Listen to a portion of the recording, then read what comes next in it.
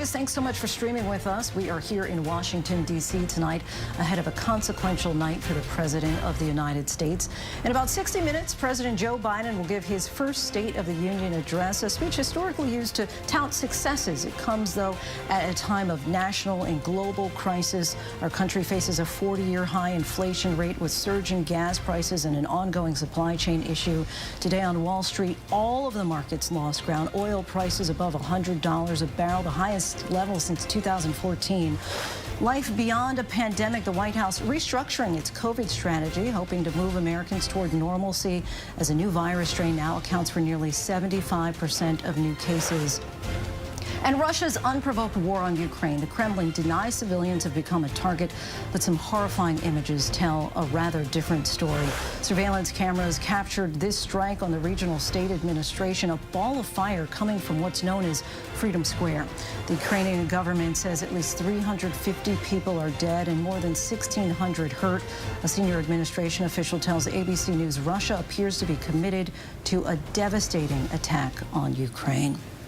And Matt Gutman now joins us from the western Ukrainian city of Lviv. Matt, so many desperately trying to leave that nation and so many more gearing up for a serious fight ahead against the Russians. Lindsay, I just spoke to a UN official who said that this is unprecedented. We haven't seen this many people fleeing a country at war this fast in decades, possibly since World War II. Now, in the macro, they are estimating that we might see about 4 million refugees fleeing Ukraine who are going to need humanitarian assistance. In addition to that, they expect another 12 million internally displaced people who are going to have trouble. They're going to need relief and aid themselves. So we're talking about 16 million people. That's the macro. On the micro, we've seen these images of mothers saying goodbye to their sons, just smoothing their jackets, not knowing when they're going to see them again. Husbands and wives saying farewell at the borders, kissing each other as if it's the last time they're ever going to see each other. These very moving images all over the country. Now, that is an image that we're seeing of mothers and children leaving, but this is not a nation of victims, and there are a lot of people who are staying, and a lot of women themselves as well. One of the things that we've been seeing is President Zelensky over the past several days calling on these civil defense committees to get out in the streets, to take up arms, to prepare Molotov cocktails, blockade the roads, and they are doing that. And even though Zelensky hasn't said this specifically, it looks like he's preparing for total war. That is, every available resource, every available person will be thrown into this conflict, and we're seeing that. We talked to a woman who plays the bandura professionally as sort of a lute/harp, and, you know, she's a professional musician. Now she's volunteering at the train station helping refugees get on board, and in the evening she goes and stitches bulletproof vests. Microbreweries are now making thousands of Molotov cocktails. We are seeing a nation prepare itself for a possible insurgency, making a Russian invasion here very, very painful if it indeed does happen and continues throughout the rest of the country, Lindsay. And Matt, if I can just ask you to take your reporter hat off for a moment. I mean, you're a dad, you're a husband. You've been providing some really emotional, moving scenes. Anything in particular that has just touched you that you haven't been able to share? Tried to share as much as I can. I guess it's just the scale of it. You know, we've seen so much of it, and there were times, especially at that border the first day that we crossed in, where we saw just thousands of people slammed up against the border with Poland, and we're seeing these farewells, husbands kissing their wives goodbye and holding their faces, and, you know, their tears just sort of smudging together. These are images, personally, as you mentioned, and him saying goodbye to his children and after, that I'm never going to forget. They're indelible. They're seared in my memory. And we're seeing so much of them. So, you know, as a journalist, to some degree, I have to separate myself from that. But, you know, seeing some of these images, my producer and I, Robert Zepeda, just sometimes couldn't help but cry. You have to feel a little bit of emotion, and you have to feel a lot of empathy when you're out here and seeing up to 700,000 refugees going over a border in just a few days. Lindsay. Matt, well, thank you for all the reporting that you've been doing. Really appreciate it. And now let's bring in ABC's James Longman live in Moscow. James, President Biden in the weeks leading up to this war was clear about Putin's intentions and thought if he exposed them, perhaps the Russians wouldn't invade Ukraine. Clearly, that did not happen. So what, if anything, could President Biden say tonight that could get the attention of Putin and Kremlin officials short of Ukraine and NATO agreeing to all of their terms? Well, Lindsay, President Biden is now faced with a Russian adversary that it's always promised it wanted to be, the great counterbalance to what it sees as American hegemony. And we know what Putin wants. I mean, he won't say it in as many words, but he wants to create this kind of larger Russian empire with Ukraine and Belarus as vassal states. President Biden can't give him that. So tonight, what President Biden needs to do is double down on these sanctions. And I think that's what we're going to hear. We're going to hear that he's taking the fight to President Putin, because that seems to be the only thing that the Russian president understands. Tonight, the ruble is worth just a cent against the dollar. So the sanctions are already starting to hit Russia. But I think what we're going to hear from President Biden is that there's more of the same down the line. But I think really importantly, he's going to appeal to the Russian people to, as much as he can, get the message to them to say, this is not our doing, this is the doing of your president. Lindsay? James, thank you so much. And now our chief White House correspondent, Cecilia Vega, joins us. Cecilia, the White House has been warning Americans and the world about Russian intentions for weeks, but this unfolding humanitarian disaster and the war itself have complicated their plans for how President Biden will he address the nation tonight? Yeah, Lindsay, this is going to be the top of his remarks, we're told, and we know that over the last few days, over the last few weeks, frankly, the White House has had to sort of restructure this speech in order to put much more of a focus on Ukraine. And in fact, I can tell you, because the White House just gave us some embargoed remarks that they've just listed, so I'm now allowed to tell you about them. We know that he is going to mention Vladimir Putin by name, and he's going to say that Putin's war was premeditated and unprovoked, that he rejected efforts at diplomacy. He's going to say that Putin was wrong and that we were ready. He's referring to NATO there. You're going to hear President Biden really focus on this effort that he has made to unite allies. You've seen them unite around these historic sanctions. You're going to hear him talk about this theme of democracy versus Russian aggression. That's going to be a big part of this speech. But as I was saying, you know, they had to sort of revamp this. This is not necessarily the speech that President Biden wanted to give. It's the speech he has to give. Foreign policy is always part of these State of the Unions. But Lindsay, it's going to take a big role tonight. Cecilia Vega, we will see you in just a little bit. And now let's bring in ABC's Chief Global Affairs anchor, Martha Raddatz. Martha, President Biden in many ways built the coalition responsible for some of the strongest sanctions that we've ever seen to punish Putin. But if the Russian president escalates this war because the risk of catastrophic global war, Biden's hands are somewhat tied, making his messaging tonight tricky. It really is tricky, Lindsay. That's a really good point. He did bring together NATO without question. I think part of bringing NATO together was sharing that intelligence, telling them every step of the way what was going to happen next, what they were seeing. It didn't stop any sort of invasion. But I do think that helped bring all of those countries together, and eventually they saw the invasion. They saw that U.S. intelligence in this case was correct. But I don't think President Biden, and certainly not the U.S. military, wants to do anything further in Ukraine. You've heard the president say again and again there will be no U.S. forces in Ukraine, and that is a no-fly zone as well. He's getting a lot of pressure from different areas of the country, from different areas of the world, to try to do more in Ukraine. So that's a tough message. That's exactly right, Lindsay. Martha Raddatz, our thanks to you. And tonight's State of the Union address comes as we're seeing skyrocketing inflation while we continue to climb out of the pandemic-driven downturn.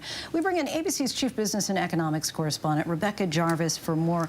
Good to see you as always, Rebecca. Of course, we've been talking about these consumer prices going to the highs that we haven't seen in 40 years. Inflation was soaring before the war in Ukraine. Give us a picture of where we are now and what we can expect moving forward.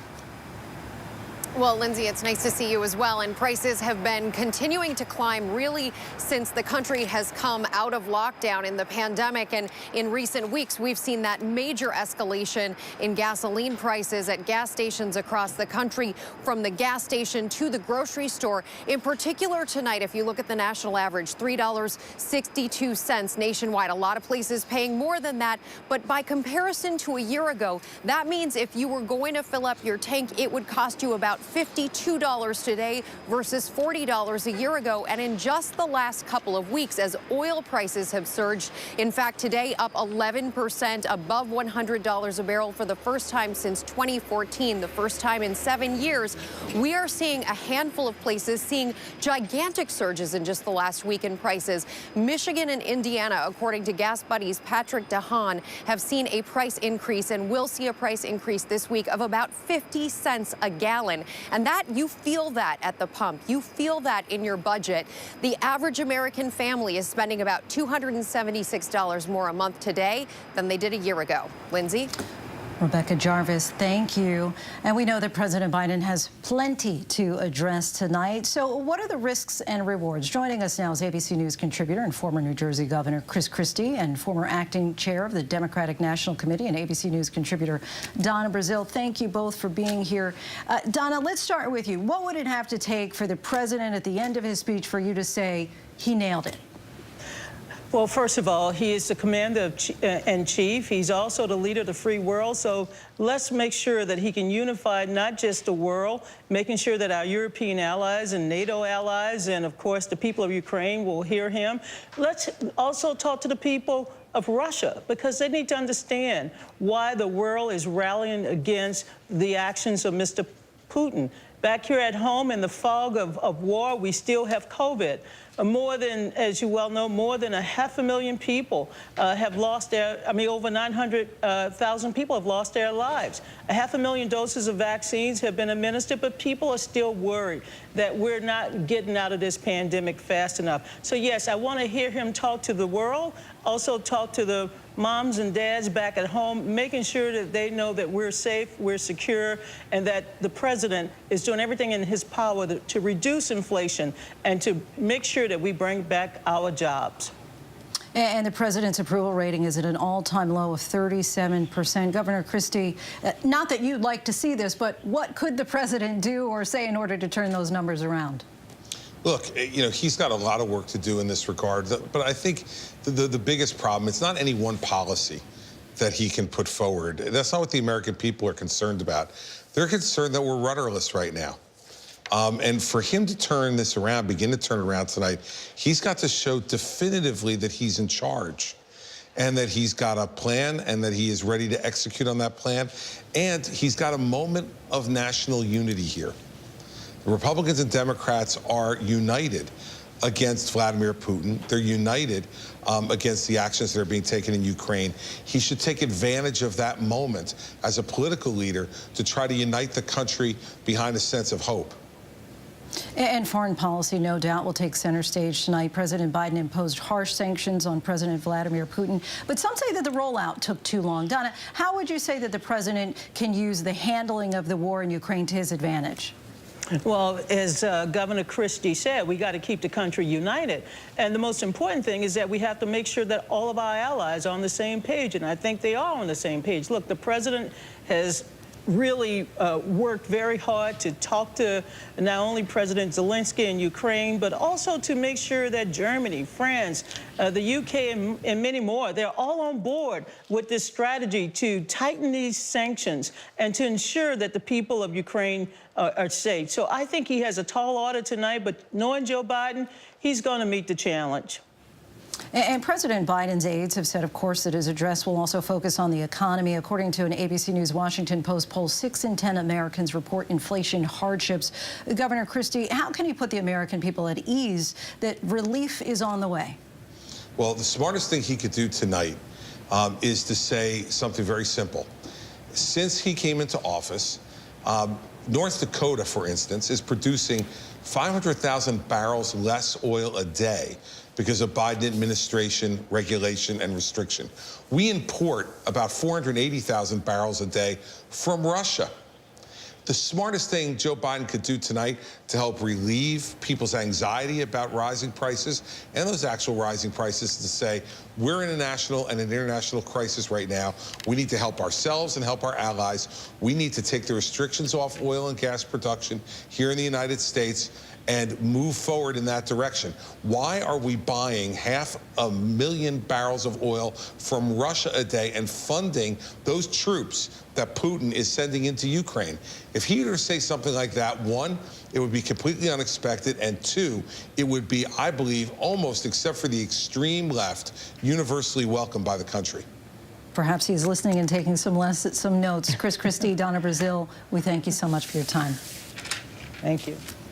Tonight, President Biden is also expected to highlight his history-making pick for the Supreme Court, Ketanji Brown Jackson. Tomorrow on Capitol Hill, she begins a blitz of critical meetings with senators who will vote on her nomination.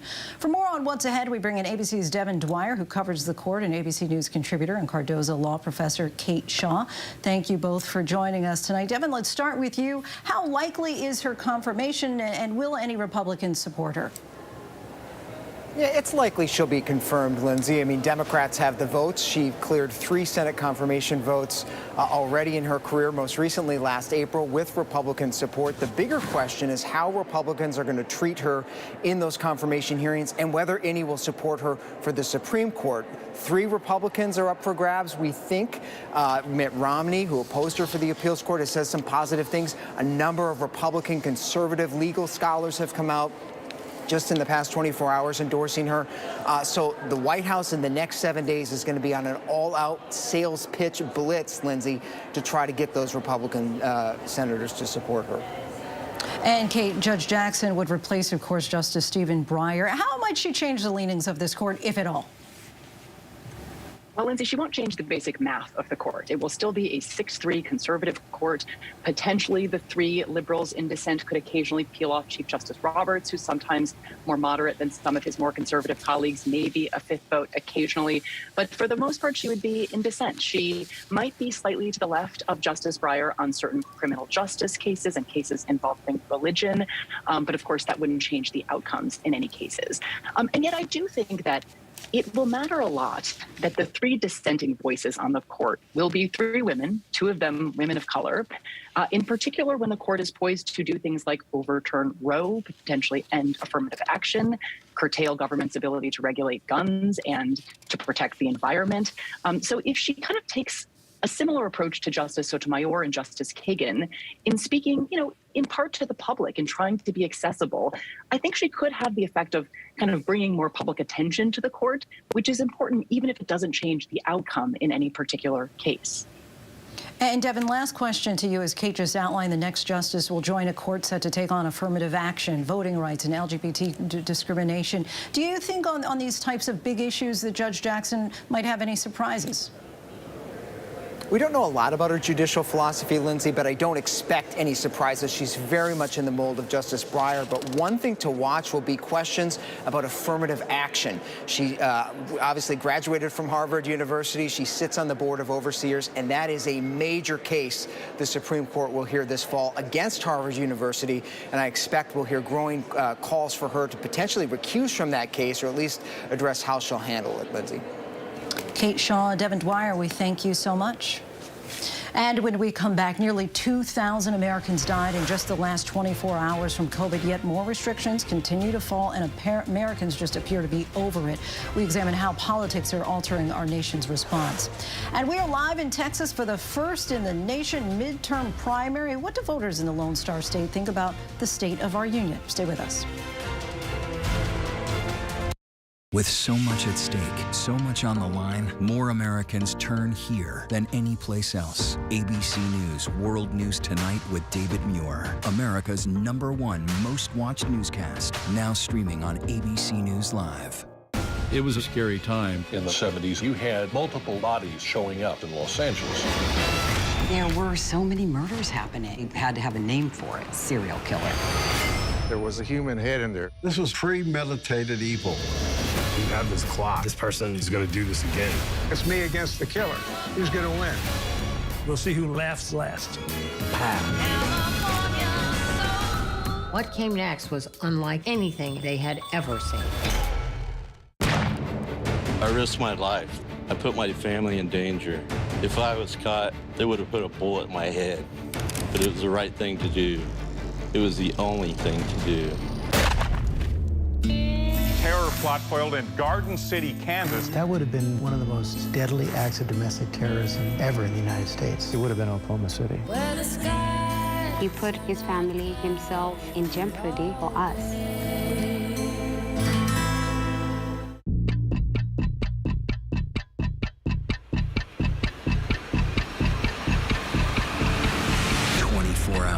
Assault on the Capitol, the ABC News original, exclusively on Hulu, now streaming.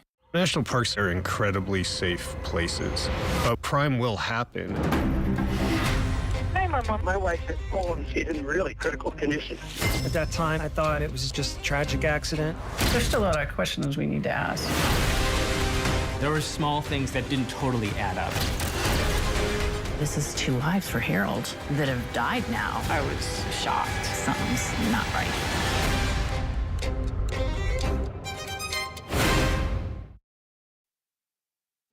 How do you pronounce her last name? Somebody tell me, please. Welcome back. While the war in Ukraine has dominated headlines in recent days, President Biden's handling of the pandemic and its fallout have dominated the past year for the White House and will be a major focus of his address tonight. For more on that, let's bring in Dr. Alok Patel of Stanford's Children's Hospital. Thank you so much, Doctor, for joining us as always. With cases and hospitalizations back to lows that we saw last fall and the president's plans to talk about a new phase in the pandemic tonight and how we can move forward safely. From a public health perspective, what can President Biden signal about where we are as a country in the battle against the pandemic right now?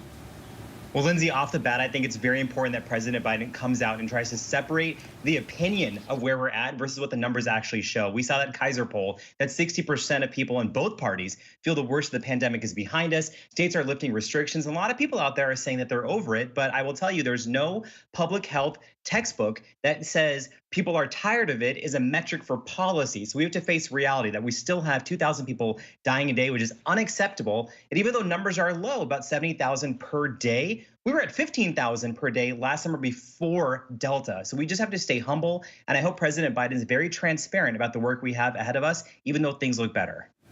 And tonight we'll see attendees gathered indoors without masks if they've tested negative, as much of the country also tries to relax the masking mandates a bit. But at the same time, we saw how quickly Omicron came out of nowhere, and there's now new data on an Omicron subvariant nearly doubling every week. So is there any danger in us letting our guards down too quickly as we all try to get back to normal? Well, there absolutely is. And, so we have to look at the people out there who feel like they've been left behind, Lindsay, the people who feel like they're not being paid attention to with the shifts in policy, the millions of people who are immunocompromised, the parents and guardians of the roughly 20 million children under the age of 5, and everyone out there who's high risk and has an underlying medical condition. I think that's a very big cause for concern. There's also the fact that as we let this virus replicate, not only domestically, but globally, there's always going to be a chance of another variant coming about. Omicron itself went from about 1% to 2% of cases to 70% in a matter of weeks and really surprised us. And it's good to see that we are at least paying attention to BA2, but I hope this is included in the plan. And lastly, President Biden also plans to announce a strategy to address what the White House calls our national mental health crisis. Just talk to us about the importance of addressing the mental health impacts. This is of utmost importance. This is a crisis that has been looming for years. The pandemic just ripped the veil off of it for everyone to see. Lindsay, about a third of this country is in a mental health professional shortage area. People don't have access to even getting diagnosed. And if they do get diagnosed, they're having a paucity of access to actually getting treatments. So this not only needs to be addressed on a broad scale, we need to make sure it's done in an equitable fashion. So we're addressing those communities who are most affected, Black and brown communities, low income, children, all of it. This is not just a problem of the pandemic. This is a problem that's going to persist unless we do something about it proactively. Dr. Alok Patel, always a pleasure to have you on the show. Thank you. And for more now on the politics of COVID, we are joined by ABC News contributors Yvette Simpson and Sarah Isker. Yvette, I'd like to start with you. President Biden is expected to signal that new phase in the pandemic tonight, saying that we can now move forward safely. What are you hoping to hear from him tonight specifically as far as how he sells his handling of the pandemic to the American people? You know, I think he should take a win here. You know, at the beginning of the pandemic, he had complete control. Omicron came in and just upended all of us because it was so contagious, it was so fast. But because of our vaccination rates being so high, we were able to keep people from hospitals, we keep people from dying at record numbers, as we saw in the first phase of this. And now we're in a place where people feel a little bit more comfortable. We're seeing mask mandates come down. But as always, I think it's very important for him to lead and say, we are not there yet. Like, we have to make sure, particularly with the prospect of another variant or Omicron coming back in a real way, we have to make sure people know we are not through this. It is not over, but that we are prepared, that this will be basically the third big wave, and that with vaccinations where they are and the fact that Omicron, I think, got through a huge portion of the population, we should navigate anything in the future better. And he needs to make sure that the CDC is prepared to respond in the event that we see a surge in the next few months or into the summer. And Sarah, there's of course been a lot of frustration with the pandemic, with Americans on all parties wanting to just get things back to normal. We saw the backlash play out in that recent San Francisco school board recall. How potent of an issue will this be in primaries in the coming months and heading into November? Well, one of the big tasks that Joe Biden has tonight is to be able to speak to a lot of different realities when it comes to COVID around the country. There are some parts of the country where children are still under mask mandates, businesses still have to show vaccine cards before someone can enter, and then there's parts of the country where the pandemic's been over for months, basically. And so for Joe Biden to be able to speak to those people, all of them, and show that he understands what's going on, the grocery stores are getting more expensive, the gas is getting more expensive, that women still aren't back in the workforce at the numbers they were before the pandemic because childcare still isn't back to where it was before the pandemic. You know, this is one of those things where if he goes in and says, the state of our union's strong, let me take a victory lap on all this stuff I did right, I think a lot of people are going to say, but this isn't my reality at all. And Yvette, of course, a lot can happen between now and November, but if things continue to improve, do you think that there's a chance that this issue fades and Democrats are able to make recovery from the pandemic a winning issue or at least not a major negative? You know, that is the hope. I think we had that little blip not long ago where the CDC had changed their guidance, and there was a lot of chatter about whether the CDC was serving the interest of individuals or businesses. We have to make sure that the CDC gets in right standing with the American people and really protects people. I do think Sarah is right that there are differing standards, but Joe Biden has to talk to the American people about what's in his control and what is not, and to be very clear about the fact that the varying standards around the country have nothing to do with him, but with legislatures and governors who have control with that. So I hope this will be a win for us. And there are still many challenges. Hopefully this is not one that we're talking about in November. And Sarah, the pandemic's impact on the economy and inflation, of course, still hanging over much of the country. Republicans seem laser focused on that as their way to try to win back the House and Senate. Is there anything that President Biden might be able to do to try to combat that tonight? Well, this is the problem that all presidents face. They want to take credit for things that probably weren't entirely in their control. And so then they have to take the blame for some things that aren't entirely in their control as well. And so when it comes to those gas prices, for instance, supply chain issues, inflation, you know, is Joe Biden singularly responsible and saying, like, let's have more inflation? No, he's not. But he can't take credit for job growth and other things that also weren't totally in his control or were related maybe to even the Trump administration before that. And so when it comes to the midterm elections, I think Republicans are going to make this a referendum on the Biden agenda, and it'll be up to Biden to see if he can change people's minds. Yvette Simpson, Sarah Isker, we thank you both so much for your time and insight. And when we return, we are down in Lone Star State, and we ask, what do they want to hear President Biden say tonight? Stay with us.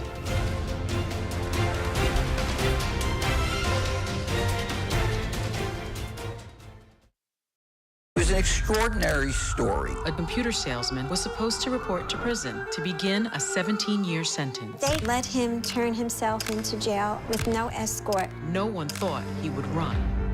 How do you evade capture for 25 years? How do you do that? Now, join the search, following the U.S. Marshals as they uncover new leads in a global manhunt. Can you help catch this fugitive? Have you seen this man? Have you seen this man? Have you seen this man? Listen and join the all-new Hunt wherever you get your podcasts. The deeper you go into black markets, the darker it gets. Trafficked, Wednesdays at 9 on National Geographic. It was a scary time. In the 70s, you had multiple bodies showing up in Los Angeles. There were so many murders happening. You had to have a name for it, serial killer. There was a human head in there. This was premeditated evil. We have this clock. This person is going to do this again. It's me against the killer. Who's going to win? We'll see who laughs last.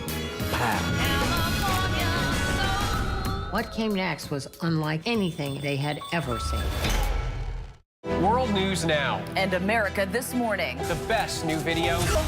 Breaking news overnight. Your money and concerns about inflation. The pandemic is not over. The stories people are talking about. You don't want to shave your legs? Don't. I was just saying. And what to expect in the day ahead. From the top of the world, baby! ABC World News Now and America This Morning. Weekday morning starting at 2 a.m. Eastern. Up all night to keep you up to date. Right now, with so much at stake, Sunday mornings, this is the place. Taking on all the tough questions, straightforward reporting, no spin, no hype, no bull. Thank you for making ABC's This Week with George Stephanopoulos the #1 Sunday morning news show versus the competition. Welcome to This Week. Take America's #1 news with you, anywhere you go, anytime, free. Download the ABC News app now. Breaking news, exclusives, 24/7. There for you with one touch. The ABC News app. Download it now. She was diva, drama, money and fame, amazing, the prime housewife. Then suddenly, we've seen a lot of things on The Real Housewives, but we've never seen anyone be arrested. Unpredictable rich woman. Sign me up. This is what being live is all about. This is ABC News Live. All right, we're gonna move back. Let's move back. We're surrounded by people squeezing into this bomb shelter. We're on an urgent delivery run. Not afraid to go there. So my question, Mr. President, what are you so afraid of? Breaking news, live events. This is the moment. Streaming straight to you, anytime, anywhere. You just met one friend right here. You're watching ABC News Live. Thanks for streaming with us. Welcome back. As polls close in Texas tonight in the nation's first primaries of the 2022 midterms, some in that state face new hurdles to casting their ballots after Texas instituted restrictions on the ballot box in the wake of the 2020 election. For some, that meant navigating delays and rejections that they say made even the process of just getting a ballot a nightmare. And minority voters say that they're feeling the impact the most. ABC's Rachel Scott has this story. With Texans voting today in the nation's first 2022 primary. Get out and vote. The state's new and strict election law is being put to the test. What was the first thing that crossed your mind when you learned of the new election laws in the state of Texas? Jim Crow 2.0. These laws were meant to stop certain classes and categories of people from voting. 74-year-old Pam Gaskin has been voting by mail for nearly a decade. She says it has never been this hard to cast her ballot. Have you ever experienced anything like this before? No, nothing this circuitous. Just, this, I've been in a maze. This is like being in a maze. You don't know which way to turn. Pam and her husband, Michael, who suffers from Parkinson's disease, were denied ballots twice. I read it twice, and I'm like, okay, I have determined that your application is defective.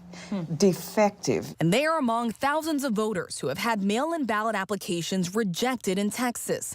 One reason, for the first time, voters are required to submit their Social Security number or driver's license number. And it has to be the same form of ID they used when they first registered to vote. For Pam, that was 46 years ago. I'm 74 years old. I can barely remember what I ate yesterday, so I certainly didn't remember what I put on my application. It took 3 forms, 28 days, several calls, and some guessing before her mail-in ballot was accepted. 28 days. 28 days, yeah. Do you think that some people may say this is just too hard? Oh, I know. I know that there are some people who will say it's too hard. I've had people contact me and say, my ballot got rejected. I'm on a walker. I guess I'm going to have to try and go to vote in person. That's putting a hardship on someone. I've heard other people say, you know, maybe it's just not meant for me to vote. Across the country, 19 states have passed laws tightening voting procedures. Civil rights organizations are sounding the alarm. We've seen really extraordinary results coming from the power of the Black community in Texas. And unfortunately, it is exactly because of that power that we've seen state officials react by trying to make voting more difficult for that community. Difficulties are also being seen in the Latino community, which is one of Texas's largest and fastest growing voting populations.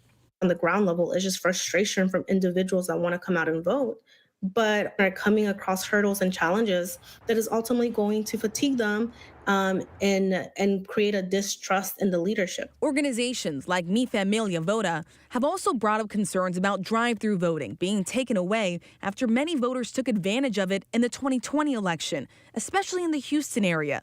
Groups have also expressed concern about the broader access given to partisan poll watchers. Organizers say they are working hard to make sure Latinos know of the new requirements. Make that plan to vote. Make sure you have a valid form of ID. Make sure you know your rights as a voter.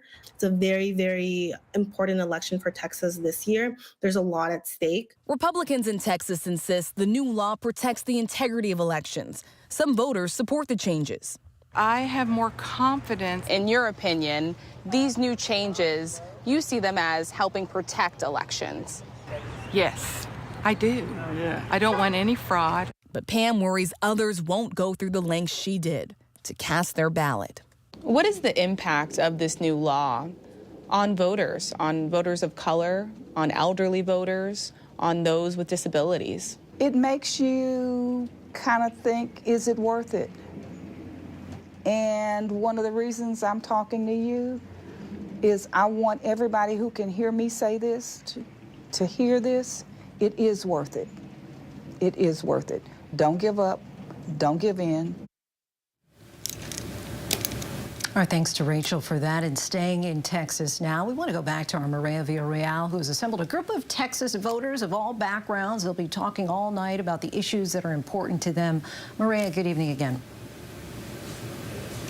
Hey, Lindsay, we want to just go ahead and put it out there. Elephant in the room is, why is everybody sitting so separated from each other if this is a town hall, right? So here's the deal. We are being mindful of everybody's health and, of course, where we are with COVID. And although things are getting much better, we still want to make sure that everybody is safe as we watch the State of the Union tonight and have some healthy discussions, right? So why don't we just go ahead and kick it off? And first, let's have the discussion that I really heard from everybody here is we've got to hear about Ukraine and Russia, correct?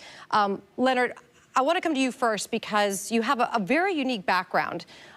You've studied the Cold War. Yes. You know about foreign policy. Mm-hmm. What do you need to hear tonight? I want to hear Biden be very strong on how important the European alliance is with NATO, and also showing that, hey, the sanctions are the right path, but also we need to convince the Russian people that this is an important issue, that this war is full of atrocities. This is an unjust war. But the problem is Russia doesn't have free press. How do we reach the Russian people to put pressure on on Putin abroad? Rabbi Estes, I also think you have a personal connection that makes the Ukraine-Russia situation important to you as well. Yes. So while I was in seminary, I spent 1 year studying in Jerusalem. And one of the people I studied with is currently now a rabbi for a community in Kyiv. And I'm praying for him and his community and all of the people of Ukraine, but I have a personal face of someone who I know. It's not just the people over there. It's actually someone who I know, who I've studied with, who I learned with, and him and his family. And really, my heart breaks for them. And so I'm really hoping to hear that there's going to be real follow-through to help the people of Ukraine. Have you heard anything positive from the president so far that makes you feel like there's a plan in place?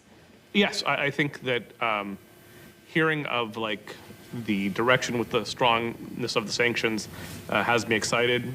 Seeing that how unified the world is, that you have countries that are historically been neutral are not neutral, that gets me excited. And I think that the president is doing a good job of building our alliances, and that we're not acting alone or solely, which is something that gives me hope. Thank you so much for that. I know, obviously, I spoke to a lot of you, and clearly inflation, the economy is huge right now for, I think, everybody in this room. Really, how is this going to affect our pocketbook? What are we thinking about right now? I know, Daniel, we spoke to you a little bit earlier. I want to speak with Elizabeth now because you are also a business owner as well.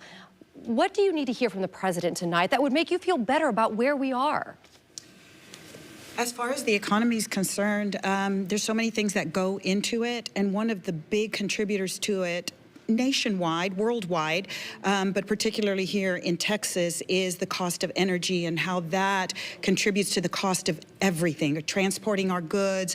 I run apartment complexes, and a lot of my residents work at the petrochemical plants and work in petroleum. They have all been affected by it. And our prices are skyrocketing. All of the goods that we use are skyrocketing. Labor is skyrocketing. The cost of everything is way, way up. Obviously, I'm so thankful that all of you joined us tonight, but I know that Dr. Kabir, you actually were working as early as 5 o'clock this morning. You have had a very intimate relationship with the COVID and the pandemic. Are you hoping to hear something positive about where we are with the pandemic? I think we are in a positive place right now. I think the numbers are going down. The vaccines and the vaccine program that was rolled out was very effective, and we're headed towards normalcy. I don't want to say complete normalcy, but I think we're headed towards that. And I think we just need to learn to live with this virus. Rita, I want to come to you next, and you're sitting right next to Dr. Kabir. And the reason why I wanted to is we had a really interesting discussion about something that is not sexy. Nobody wants to talk about infrastructure, really, unless it affects their Wi-Fi or their Christmas presents. You talked a little bit about infrastructure with me and about the importance of beefing up where we are. Have we done enough? What do you want to hear from the president? I think the answer is always no, because infrastructure is always aging, which means it's a continuous problem, so there's always more to do. What I want to hear from the president is that thought is being given both to this sort of broad set of general principles that's going to ensure transparency and that the money is spent wisely, coupled with a lens on local needs, because the infrastructure needs in rural communities versus urban communities, desert communities versus coastal communities are different. So you have to have guiding principles, but then a whole lot of really good communication with communities about what they actually need. A couple of people, as we were discussing early on, mentioned education also being big. There's a good chance that the president might not discuss this. LaTanya, as a teacher in one of the local school districts here, do you feel like we are at a breaking point and the president needs to address that when it comes to education in our country? Absolutely. I feel that education is important and needs to be addressed. Right now, our students are put in a position because of the pandemic. They are behind one grade level, some two. And they're required to take the STAR test. If they fail the STAR test, they have to go to summer school. Well, if they go to summer school, they need teachers. Well, we are losing teachers. We've lost a lot of teachers, and we continue to lose teachers. I feel that when people are undervalued and underpaid, they tend to leave their jobs.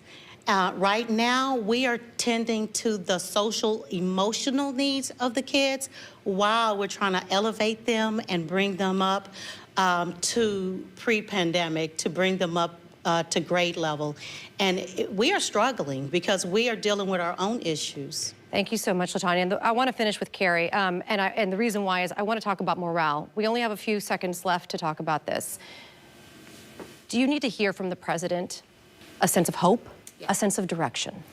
A sense of realism and a sense of reflection. I think the last couple of years have been incredibly overwhelming for everyone. And I think it's important to reflect on that and to be realistic about what the future holds. I think it's important. Thank you so much, Carrie. Thank you all. We will get to more of your opinions, discussions later on tonight. Obviously, we are watching the State of the Union here in Houston, and we will have more later on. Thanks, Lindsay. Fascinating conversation there, Maria. We will be checking back in with you as soon as the State of the Union is over. Thank you so much. And lawmakers continue to get ready for Biden's speech. We'll hear from some next.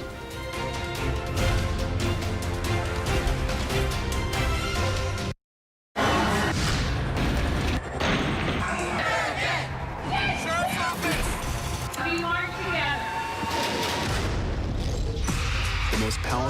stories of our time, anytime. Nightline. It's an extraordinary story. A computer salesman was supposed to report to prison to begin a 17-year sentence. They let him turn himself into jail with no escort. No one thought he would run. How do you evade capture for 25 years? How do you do that? Now, join the search, following the U.S. Marshals as they uncover new leads in a global manhunt. Can you help catch this fugitive? Have you seen this man? Have you seen this man? Have you seen this man? Listen and join the all-new hunt wherever you get your podcasts. Now streaming on ABC News Live 2020. True crime, cinematic, real-life drama, stunning, the unthinkable. Follow the clues. The Hunt. True crime 2020. Now streaming on ABC News Live. Admit it. These days, what you need to know Seems to change just about every day. What is it that you really want to know, need to know, To help you not just get through your day, but to make the most of it? Feel smarter. feel better. Feel happier. Well, how about a third hour of Good Morning America? GMA 3, what you need to know. Now streaming on ABC News Live. It's all about you. I know what happened, and I'm not guilty. Why the fascination with criminal trials? Figure out what's really out there. She revealed she had murdered his family. I know in my heart that he did this. It's the time of suspicion. The ending's really tough. You don't know whether truth is going to be difficult to find unless you try to find it.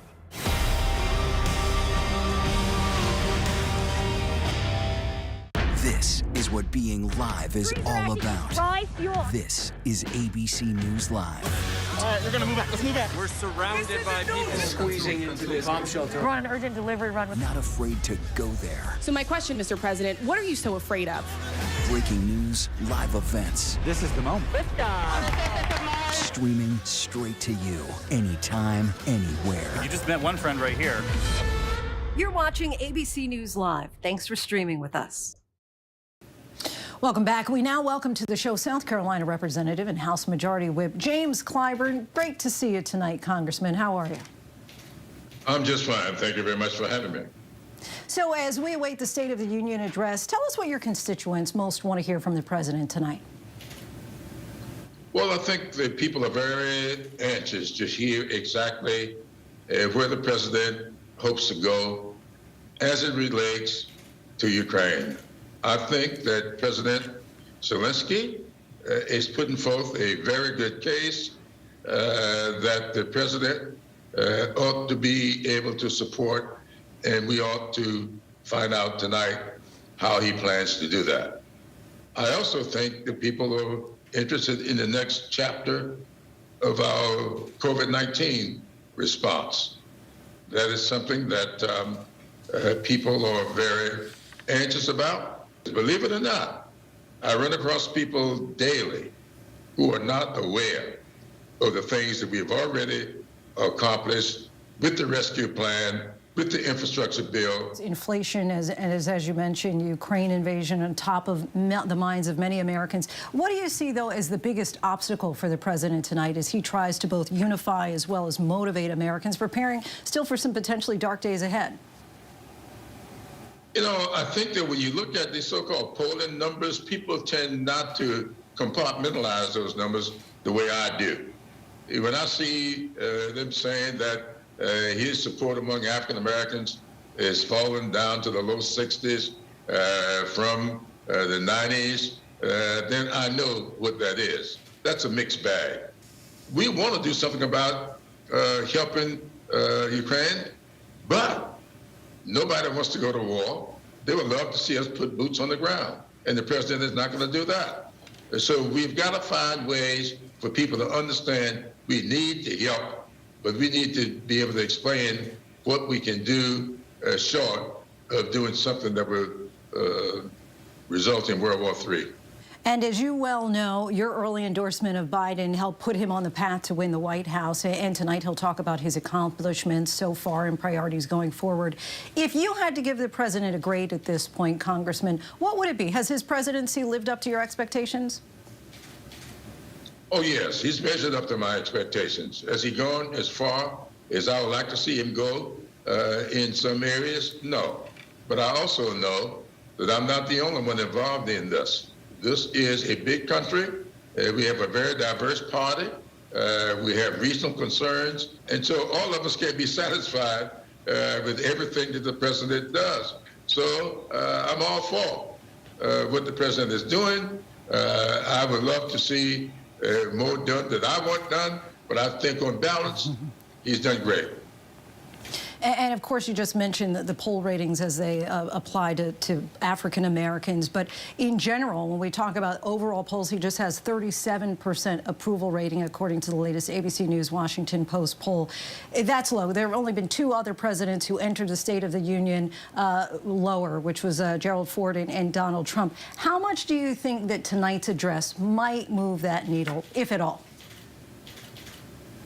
Well, I don't think just the address itself will move the needle on that. I think the follow-up will. I think the president has to lay out tonight sort of a reset. This is what we've done, and what we've done has affected you this way, your family the other way, and your community. And this is what we plan to do to build upon that. And lastly, let's turn to Biden's nomination of Ketanji Brown Jackson for the Supreme Court. Of course, you originally supported Judge Childs, but now you've said that you hope for bipartisan support of Judge Jackson and a confirmation that goes beyond politics. How likely do you think that it'll play out that way? I think it will. I've talked to enough Republicans to know that this is a good nomination on the president's part. It's been 246 years that this country has been in existence, and never has an African-American woman ever been seriously considered. And I think that what the president did in this instance is exactly what he should have done, and it should have been done a long time before him. Congressman Clyburn, we thank you so much for your time on what we know is an extremely busy night. Thank you very much for having me. And joining us now for more about the direction of the country is Chairman of the National Governors Association, Arkansas Republican Governor Asa Hutchinson. Governor, thanks so much for joining us tonight. Good to be with you. So as you are well aware, there is a lot going on. The war in Ukraine, the inflation here, the push to end the pandemic. President Biden has no shortage of obstacles to tackle tonight. What are you hoping to hear from him this evening?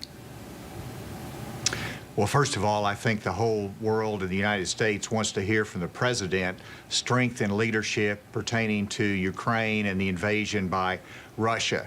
This is the most serious issue that we have faced globally. We need to lead, and we need to hear specifics from the president as how he's going to strengthen the Ukrainian resistance and how we're going to do a bigger job in supporting them. Obviously, you've got to deal with the domestic issues as well, but that's what's on the hearts and minds of Americans right now. Our heart goes out, and we want to hear specifically from the president a resolute approach from the United States. Our domestic policy, obviously, as governors, we're concerned about our border security, we're concerned about the inflation, but also crime rates that are hitting our cities. This last week, we've lost 2 law enforcement officers here in Arkansas, and I want to hear support from the president on those issues, and particularly of our law enforcement community. And you started off talking, of course, about Ukraine. Why should one of your constituents in, say, Little Rock care about what's happening thousands of miles away in Ukraine between Russia and Ukraine? Well, because we support people who love freedom, but also who express courage and are fighting back against aggression and the invasion by Russia. We care, and that's the best tradition of the United States. And so that's what's unique about this, because we see it every day in our homes, and we want to pull for Ukraine, but also to support them. We want the United States to do more. And Governor, you certainly praised President Biden for his efforts to depoliticize the nation's response to the pandemic. The CDC has moved in recent days to drop many indoor mask mandates. Do you think after 2 long years of this pandemic, the country is headed in the right direction when it comes to finally potentially putting this pandemic behind us? We are heading in the right direction. Cases, hospitalizations, every statistic is going, trending down. And we also know what to do. And so we need to turn the page in the sense of moving out of the pandemic and the emergency response that we've been engaged in for the last 2 years. Let's change. Let's get back to a more normal state. And I hope the State of the Union address tonight reflects that. People in America are yearning for that normalcy. And let's talk for a moment about the state of your party. Former President Trump has hinted, of course, that he plans to run again in 2024. And in recent days, he's called Putin's decision to invade Ukraine genius and very savvy. I know that some Republicans have gone on the record and criticized Biden for not taking action against Russia sooner. But should the standard bearer in the Republican Party be embracing an authoritarian leader who has started a war with a democratic country? No one should be embracing Putin at this time. He is the face of aggression.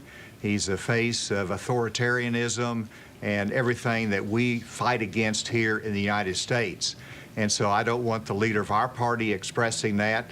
The Republican Party has always been standing solid for our allies that believe in freedom, live freedom. That's why the Berlin Wall was taken down.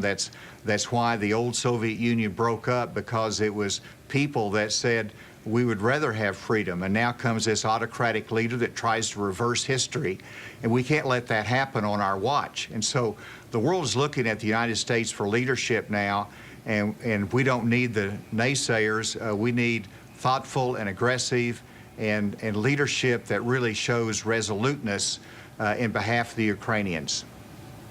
And lastly, your fellow governor, Kim Reynolds of Iowa, will give the Republican response tonight. Some have called her Sarah Palin 2.0. Have you spoken with her in recent days? In your mind, what's a winning message that she should take directly to the American people? Well, I'm very proud of Governor Reynolds, and I communicated to her that proud of her for getting this opportunity, wishing her well in it. She's going to perform masterfully, because she's going to tell the story of governors and how governors have led during this pandemic. They're going to look at the difference between how Republican governors and Democrat governors lead. It's going to showcase the importance of our border security, which the president very well will not be addressing as substantially as he needs to tonight. She's going to do great. Looking forward to her presentation. Arkansas Governor Asa Hutchinson, we thank you so much for your time. Really appreciate you coming on the show. Great. Thank you. Good to be with you. And that is our show for tonight. I'm about to switch sets and join David Muir and the rest of our powerhouse political team for the State of the Union coverage. Be sure to stay tuned to ABC News Live for more context and analysis of the day's top stories. I'm Lindsay Davis. Thanks so much for streaming with us.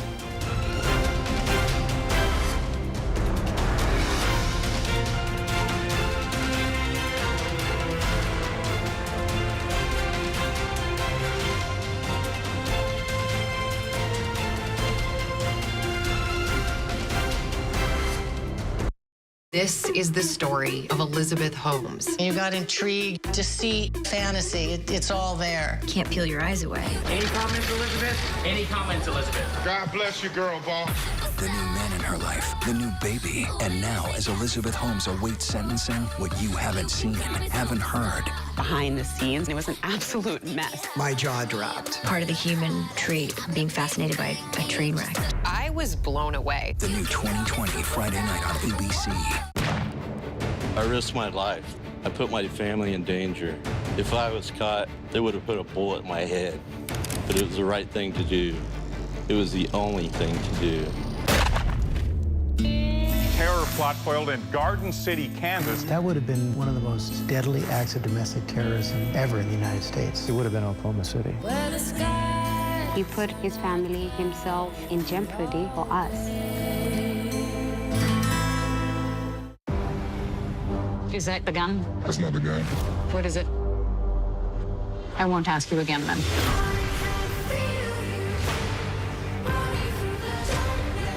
Are you a Nazi?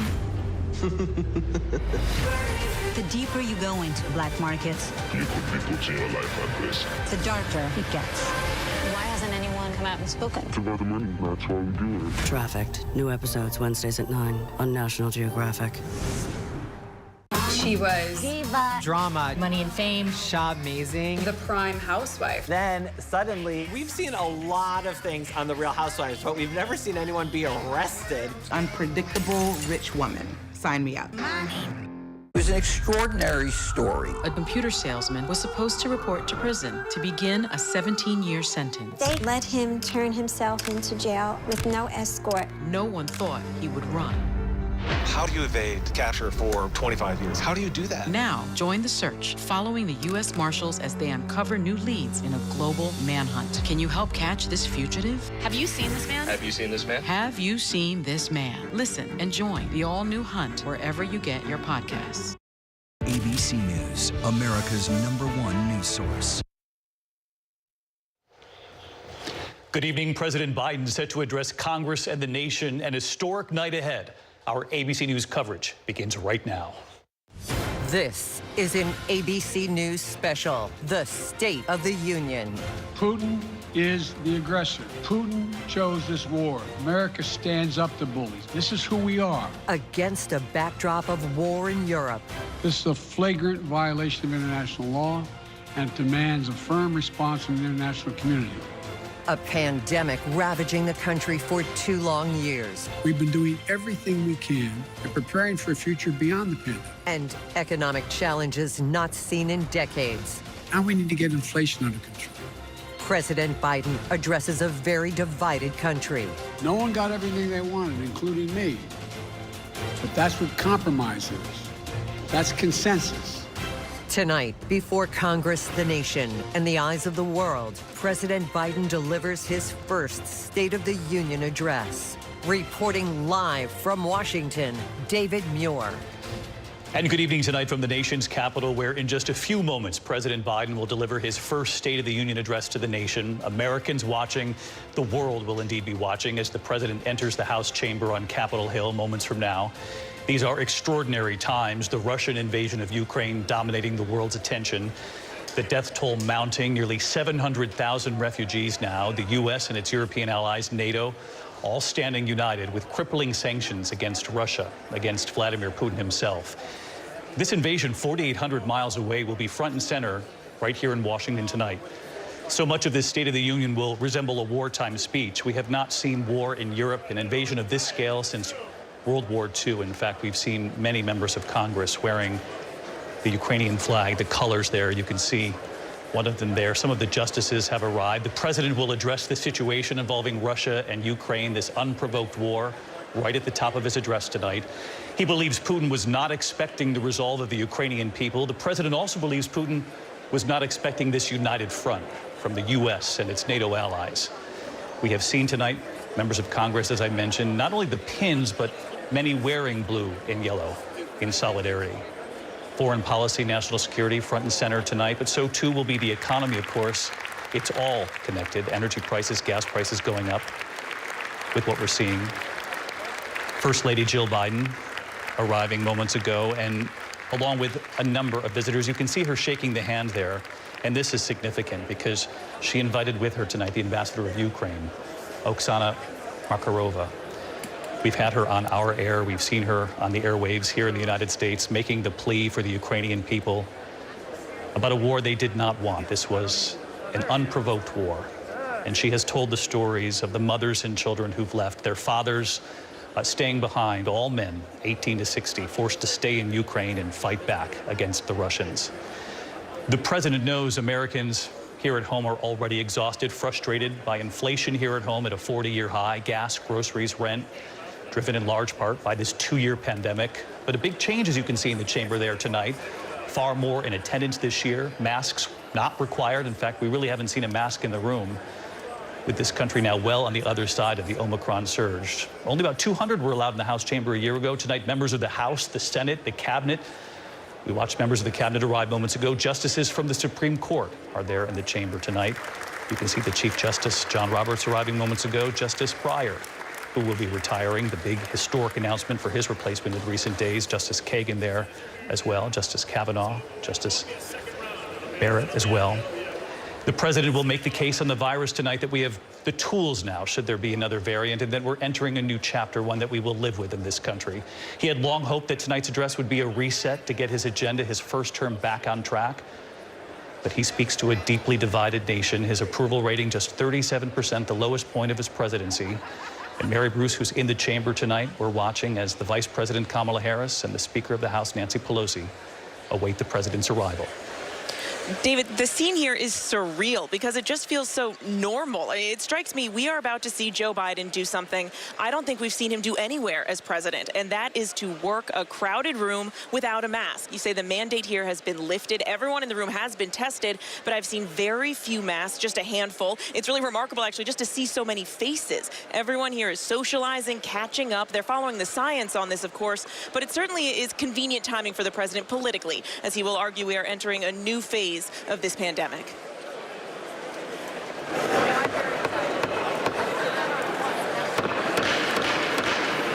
Madam Speaker, the President of the United States. House Sergeant at Arms announcing the president has arrived for his first State of the Union address. Of course, he addressed a joint session of Congress a year ago after being elected, but this is his first State of the Union. And it is a tall order. Cecilia Vega, our chief White House correspondent, watching this with me.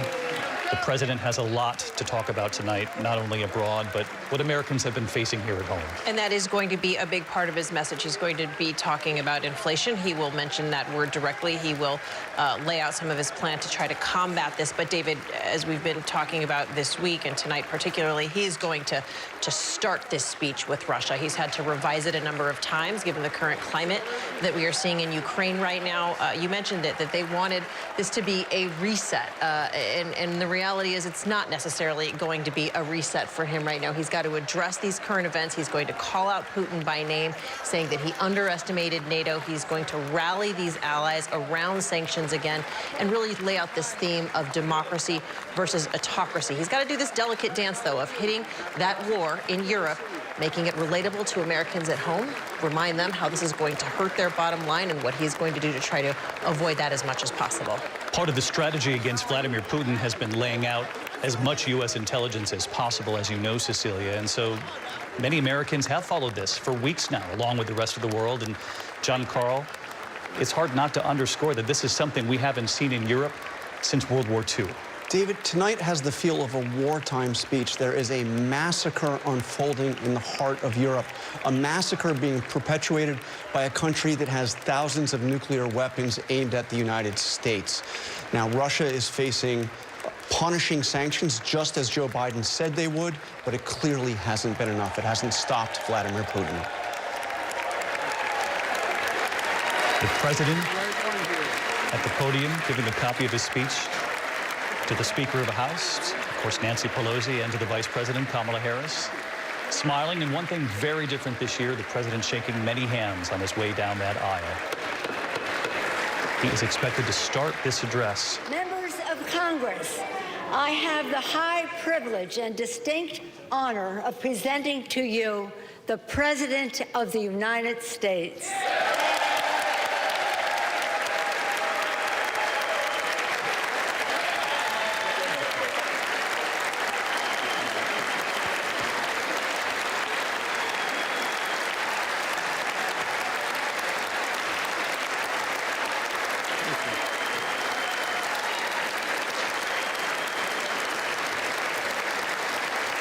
Thank you, thank you, thank you.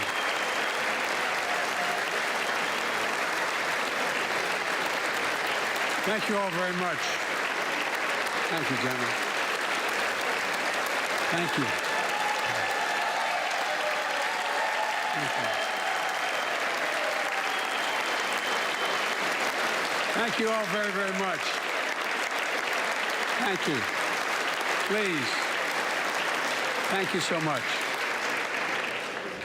Madam Speaker, Madam Vice President, our First Lady and Second Gentleman, members of Congress and the Cabinet, Justice of the Supreme Court, my fellow Americans.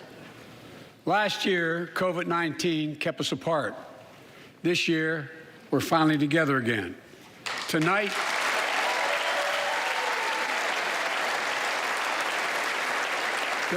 we meet as Democrats, Republicans, Independents, but most importantly, as Americans, with the duty to one another, to America, to the American people, to the Constitution, and an unwavering resolve that freedom will always triumph over tyranny.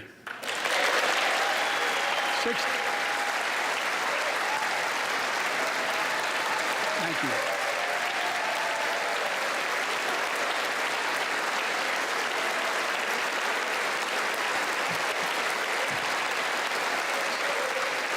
Six days ago, Russia's Vladimir Putin sought to shake the very foundations of the free world, thinking he could make it bend to his menacing ways. But he badly miscalculated. He thought he could roll into Ukraine and the world would roll over. Instead, he met with a wall of strength he never anticipated or imagined. He met the Ukrainian people.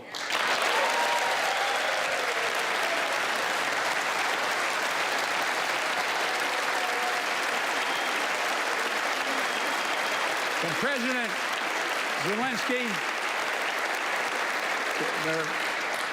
to every Ukrainian, their fearlessness, their courage, their determination literally inspires the world.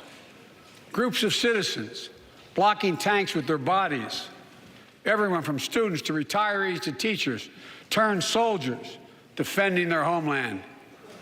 And in this struggle, President Zelensky said in his speech to the European Parliament, "Light will win over darkness." The Ukrainian ambassador to the United States is here tonight, sitting with the First Lady. Let each of us, if you're able to stand and send an unmistakable signal to the world of Ukraine. Thank you.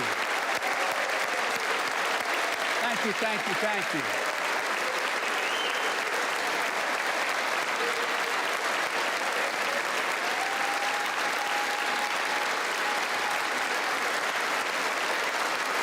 She's bright, she's strong, and she's resolved.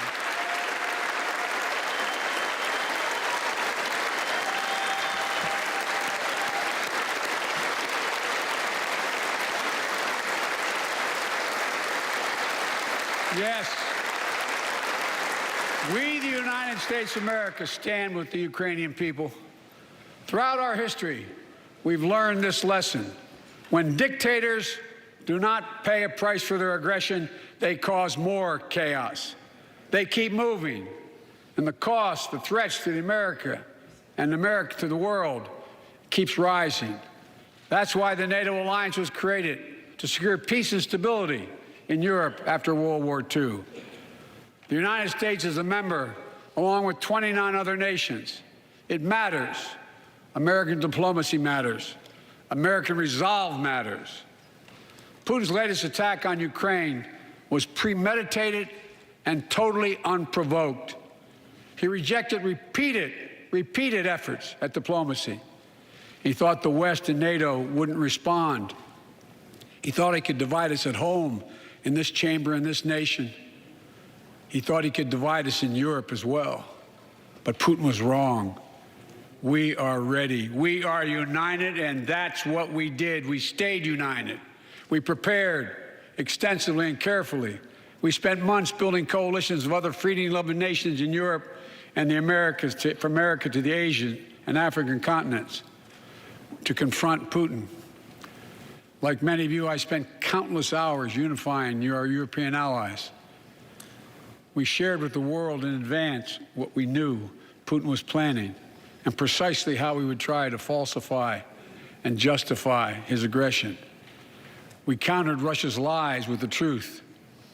And now that he's acted, the free world is holding him accountable, along with 27 members of the European Union, including France, Germany, Italy, as well as countries like the United Kingdom, Canada, Japan, Korea, Australia, New Zealand, and many others. Even Switzerland are inflicting pain on Russia and supporting the people of Ukraine.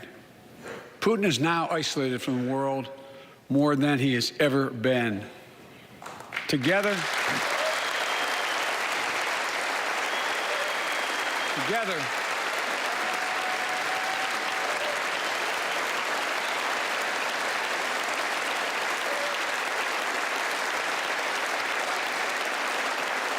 Together, along with our allies, we are right now enforcing powerful economic sanctions.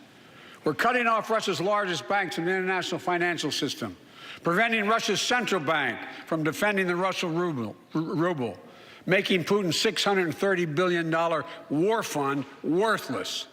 We're choking Russia's access. We're choking Russia's access to technology that will sap its economic strength and weaken its military for years to come. Tonight, I say to the Russian oligarchs and the corrupt leaders who bilked billions of dollars off this violent regime, no more. The United States, I mean it.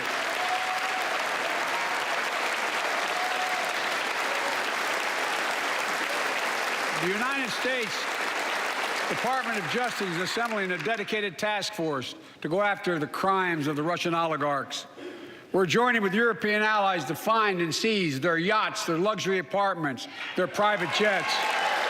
We're coming for your ill-begotten gains. And tonight, I'm announcing that we will join our allies in closing off American airspace to all Russian flights, further isolating Russia and adding additional squeeze on their economy.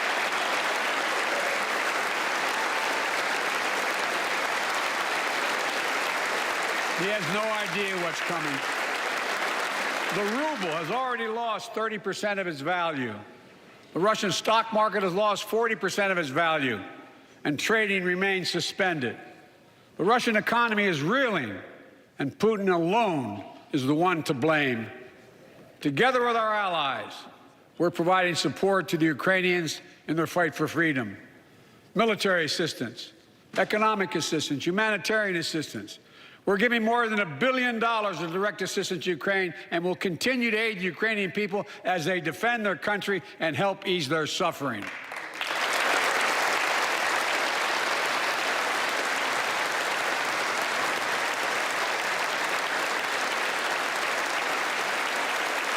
But let me be clear. Our forces are not engaged and will not engage in the conflict with Russian forces in Ukraine. Our forces are not going to Europe to fight Ukraine, but to defend our NATO allies in the event that Putin decides to keep moving west.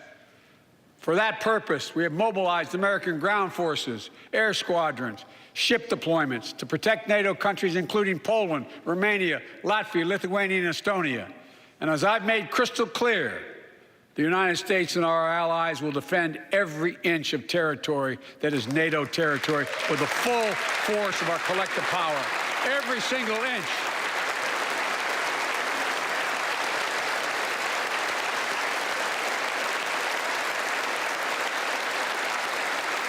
And we're clear-eyed. The Ukrainians are fighting back with pure courage. But the next few days, weeks, and months will be hard on them. Putin has unleashed violence and chaos. But while he may make gains on the battlefield, he'll pay a continuing high price over the long run. And a pound of Ukrainian people, the proud, proud people, pound for pound, ready to fight with every inch of energy they have. They've known 30 years of independence, have repeatedly shown that they will not tolerate anyone who tries to take their country backwards. To all Americans, I'll be honest with you, as I always promised I would be. A Russian dictator invading a foreign country has cost around the world.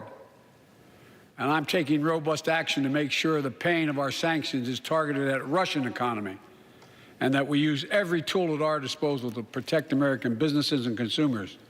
Tonight, I can announce the United States has worked with 30 other countries to release 60 million barrels of oil from reserves around the world. America will lead that effort, releasing 30 million barrels of our own strategic petroleum reserve. And we stand ready to do more if necessary, united with our allies. These steps will help blunt gas prices here at home, but I know news about what's happening can seem alarming to all Americans. But I want you to know we're going to be okay. We're going to be okay. When the history of this era is written, Putin's war in Ukraine will have left Russia weaker and the rest of the world stronger. Well, while it shouldn't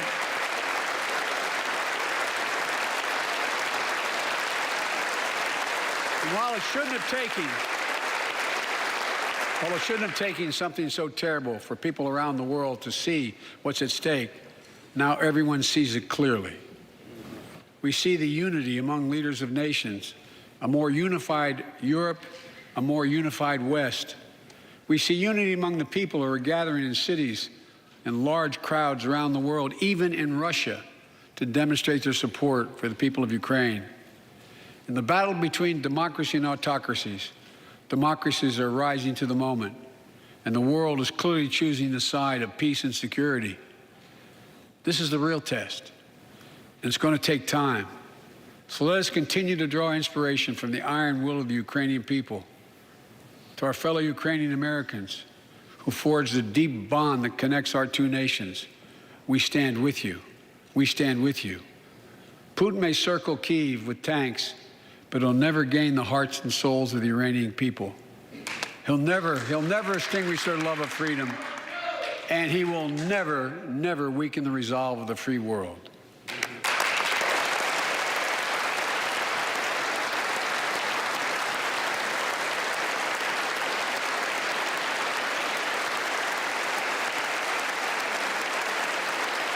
We meet tonight in an America that has lived through two of the hardest years this nation has ever faced. The pandemic has been punishing, and so many families are living paycheck to paycheck, struggling to keep up with the rising cost of food, gas, housing, and so much more. I understand, like many of you did. My dad had to leave his home in Scranton, Pennsylvania to find work. So like many of you, I grew up in a family when the price of food went up, it was felt throughout the family. It had an impact. That's when one of the first things I did as president was fight to pass the American Rescue Plan. Because people were hurting, we needed to act, and we did. Few pieces of legislation have done more at a critical moment in our history to lift us out of a crisis. It fueled our efforts to vaccinate the nation and combat COVID-19, delivered immediate economic relief to tens of millions of Americans. It helped put food on the table. Remember those long lines of cars waiting for hours just to get a box of food put in their trunk. It cut the cost of health care insurance. And as my dad used to say, it gave the people just a little bit of breathing room. Unlike the $2 trillion tax cut passed in the previous administration that benefited the top 1% of Americans, the American Rescue Plan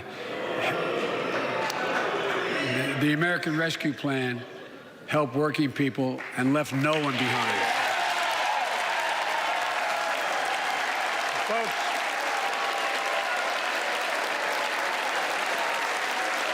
and it worked. It worked.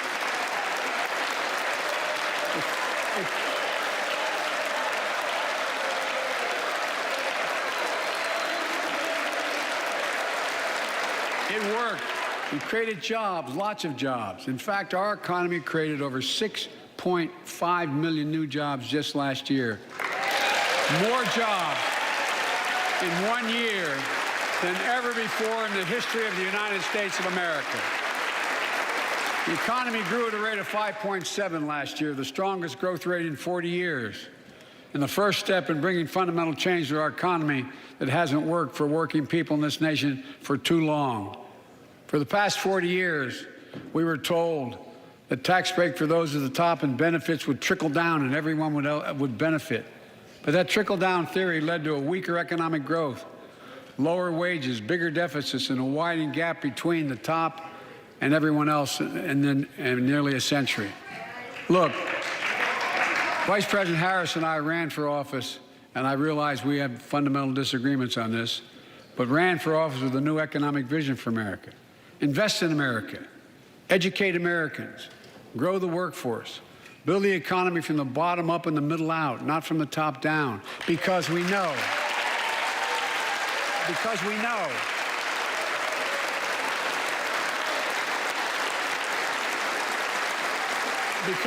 when the middle class grows, the poor have a way up and the wealthy do very well. America used to have the best roads, bridges, and airports on earth. And now our infrastructure is ranked 13th in the world. We won't be able to compete for the jobs of the 21st century if we don't fix it. That's why it was so important to pass the bipartisan infrastructure law. And I thank my Republican friends who joined to invest and rebuild America, the single biggest investment in history. It was a bipartisan effort, and I want to thank the members of both parties who worked to make it happen. We're done talking about infrastructure weeks. We're now talking about an infrastructure decade. And look, it's going to transform America, to put us on a path to win the economic competition of the 21st century that we face with the rest of the world, particularly China. I've told Xi Jinping it's never been a good bet to bet against the American people. We'll create good jobs for millions of Americans, modernizing roads, airports, ports, waterways, all across America. And we'll do it to withstand the devastating effects of climate change and promote environmental justice. We'll build a national network of 500,000 electric vehicle charging stations. Begin to replace the poisonous lead pipes so every child, every American has clean water to drink at home and at school. We're going to provide affordable, high-speed internet for every American, rural, suburban, urban, and tribal communities. 4,000 projects have already been announced. Many of you have announced them in your districts. And tonight, I'm announcing that this year, we will start fixing over 65,000 miles of highway and 1,500 bridges in disrepair. And folks,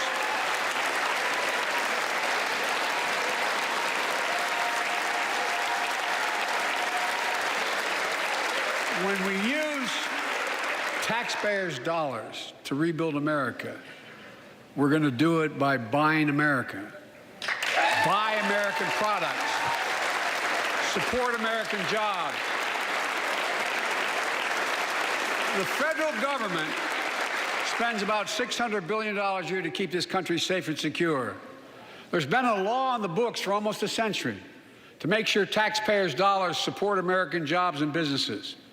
Every administration, Democrat and Republican, says they'll do it, but we're actually doing it. We'll buy America to make sure everything from the deck of an aircraft carrier to the steel on highway guardrails is made in America from beginning to end. All of it. All of it.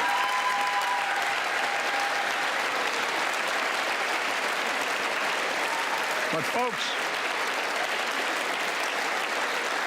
to compete for the jobs of the future, we also need a level playing field with China and other competitors. That's why it's so important to pass the Bipartisan Innovation Act sitting in Congress that will make record investments in emerging technologies and American manufacturing. We used to invest almost 2% of our GDP in research and development. We don't now. China is. Let me give you one example why it's so important to pass. If you travel 20 miles east of Columbus, Ohio, you'll find 1,000 empty acres of land. It won't look like much, but if you stop and look closely, you'll see a field of dreams, the ground on which America's future will be built. That's where Intel, the American company that helped build Silicon Valley, is going to build a $20 billion semiconductor megasite, up to 8 state-of-the-art factories in one place, 10,000 new jobs. And in those factories, the average job about $135,000 a year. Some of the most sophisticated manufacturing in the world to make computer chips the size of a fingertip that power the world in everyday lives. From smartphones, technology, the internet, technology is yet to be invented. But that's just the beginning. Intel CEO Pat Gelsinger, who was here tonight. I don't know where Pat is. Pat, there you go. Pat, stand up.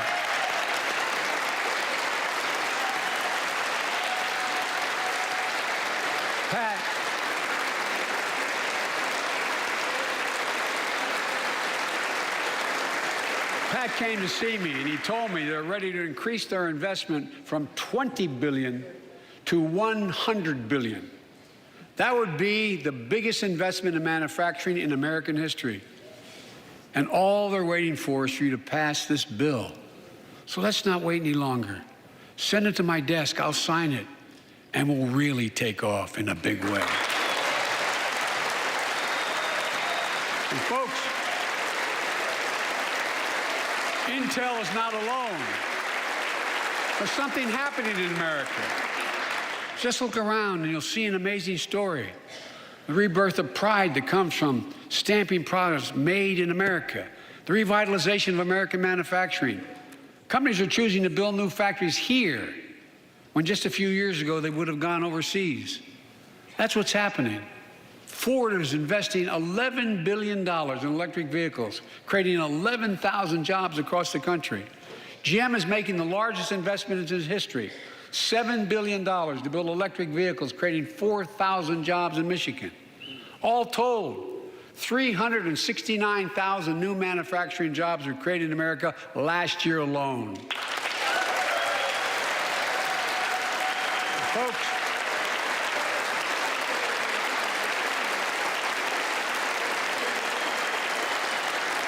powered by people I've met like JoJo Burgess, from generations of union steelworkers in Pittsburgh, who's here tonight. Where are you, JoJo?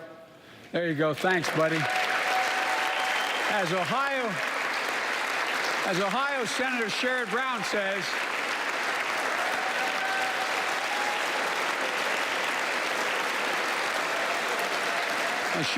says, it's time to bury the label Rust Belt. It's time to see what used to be called the Rust Belt become the home of a significant resurgence of manufacturing. And with all the bright spots in our economy, record job growth, higher wages, too many families are struggling to keep up with their bills. Inflation is robbing them of gains they thought otherwise they would be able to feel. I get it. That's why my top priority is getting prices under control. Look, our economy roared back faster than almost anyone predicted. But the pandemic meant that businesses had a hard time hiring enough people because of the pandemic to keep up production in their factories. So you didn't have people making those beams that went into buildings because they were out. The factory was closed. The panic also disrupted the global supply chain. Factories close. When that happens, it takes longer to make goods and get them to the warehouses, to the stores, and prices go up. Look at cars last year. 1/3 of all the inflation was because of automobile sales. There weren't enough semiconductors to make all the cars that people wanted to buy. And guess what? Prices of automobiles went way up, especially used vehicles as well. And so we have a choice. One way to fight inflation is to drive down wages and make Americans poorer. I think I have a better idea to fight inflation. Lower your costs, not your wages. Folks,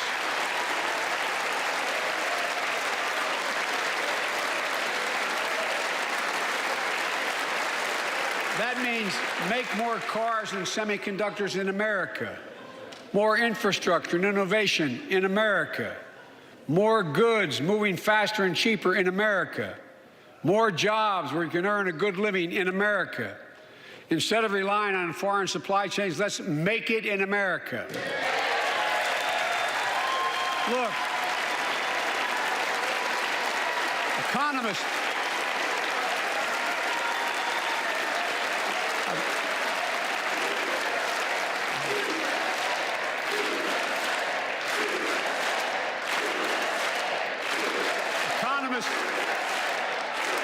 call this increasing the productive capacity of our economy.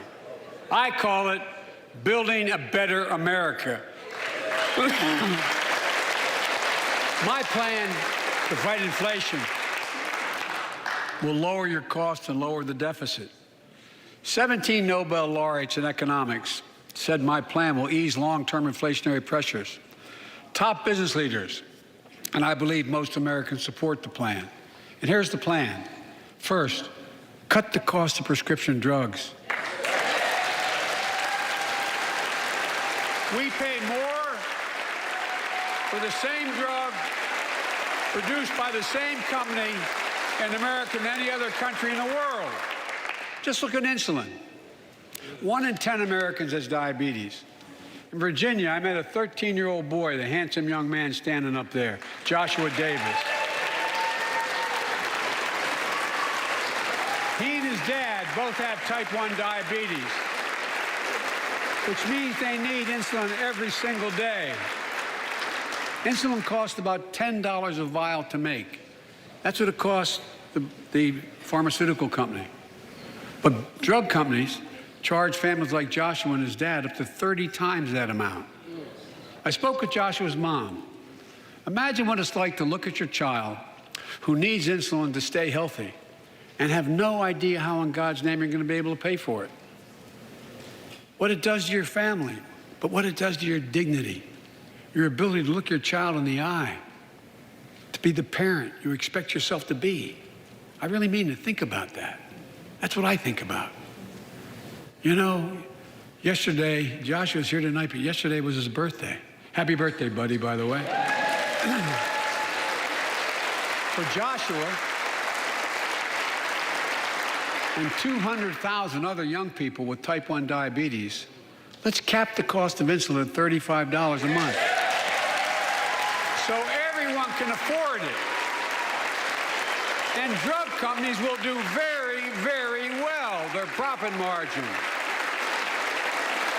While we're at it, I know we have great disagreements on this floor with this. Let's let Medicare negotiate the price of prescription drugs.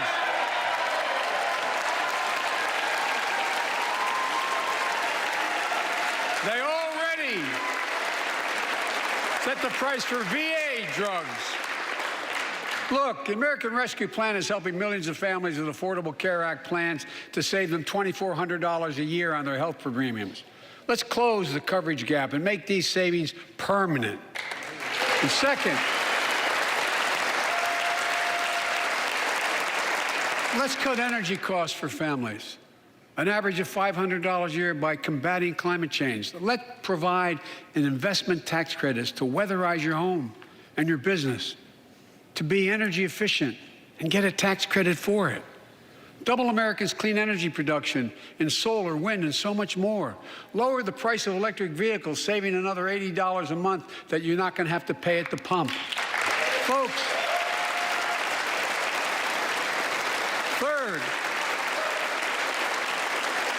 the third thing we can do to change the standard of living for hardworking folks is cut the cost of child care. Cut the cost of child care. Folks, if you live in a major city in America, you pay up to $14,000 a year for child care per child. I was a single dad for 5 years, raising 2 kids. I had a lot of help, though. I had a mom, a dad, a brother, and a sister that really helped. But middle class and working folks shouldn't have to pay more than 7% of their income to care for the young children. My plan would cut the cost of child care in half for most families and help parents, including millions of women who left the workforce during the pandemic because they couldn't afford child care, to be able to get back to work, generating economic growth. But my plan doesn't stop there. It also includes home and long-term care, more affordable housing, pre-K for 3- and 4-year-olds. All these will lower costs for families. And under my plan, nobody, let me say this again, nobody earning less than $400,000 a year will pay an additional penny in new taxes. Not a single penny.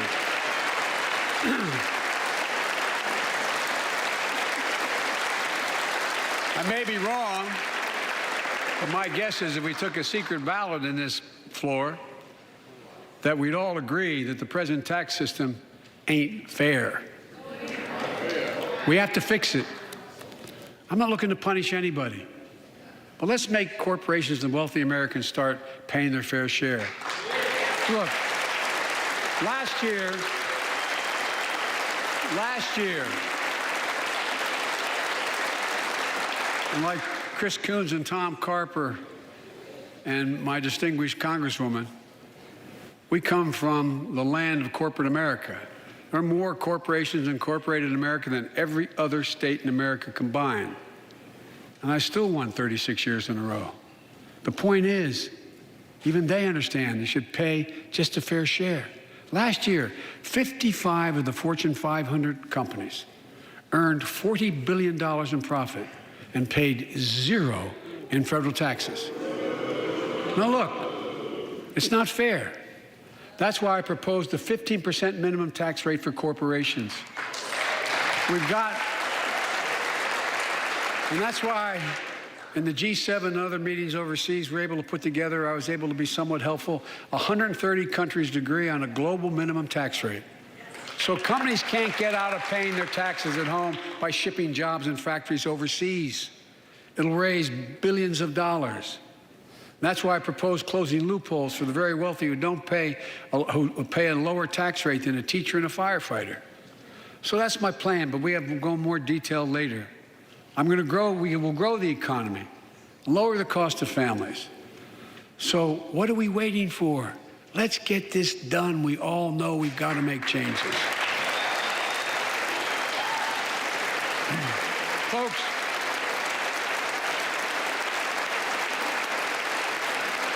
and while you're at it, confirm my nominees for the Federal Reserve, which plays a critical role in fighting inflation.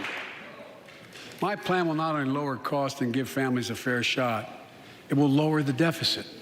The previous administration not only ballooned the deficit with those tax cuts for the very wealthy and corporations, it undermined the watchdogs, the job of those to keep pandemic relief funds being wasted. Remember we had those debates about whether or not those watchdogs should be able to see every day how much money was being spent, where was it going to the right place?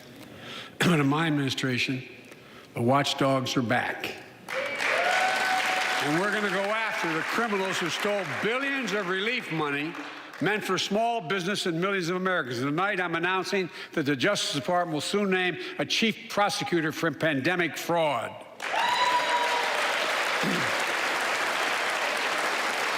And look,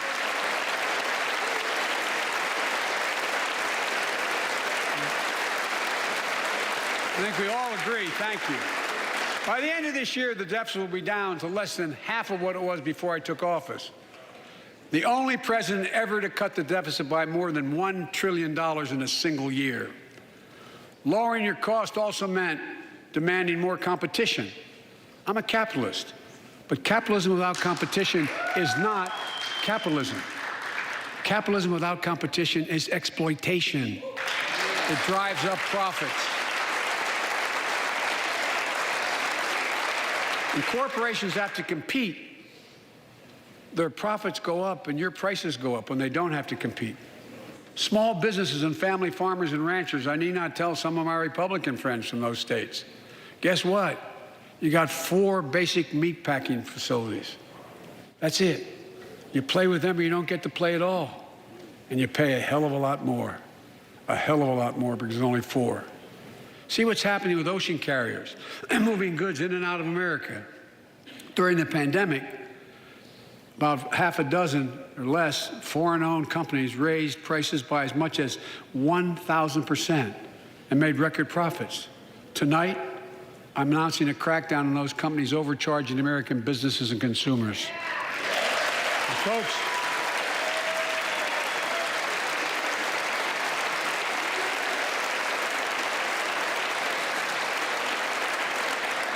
and as Wall Street firms take over more nursing homes, quality in those homes has gone down and costs have gone up.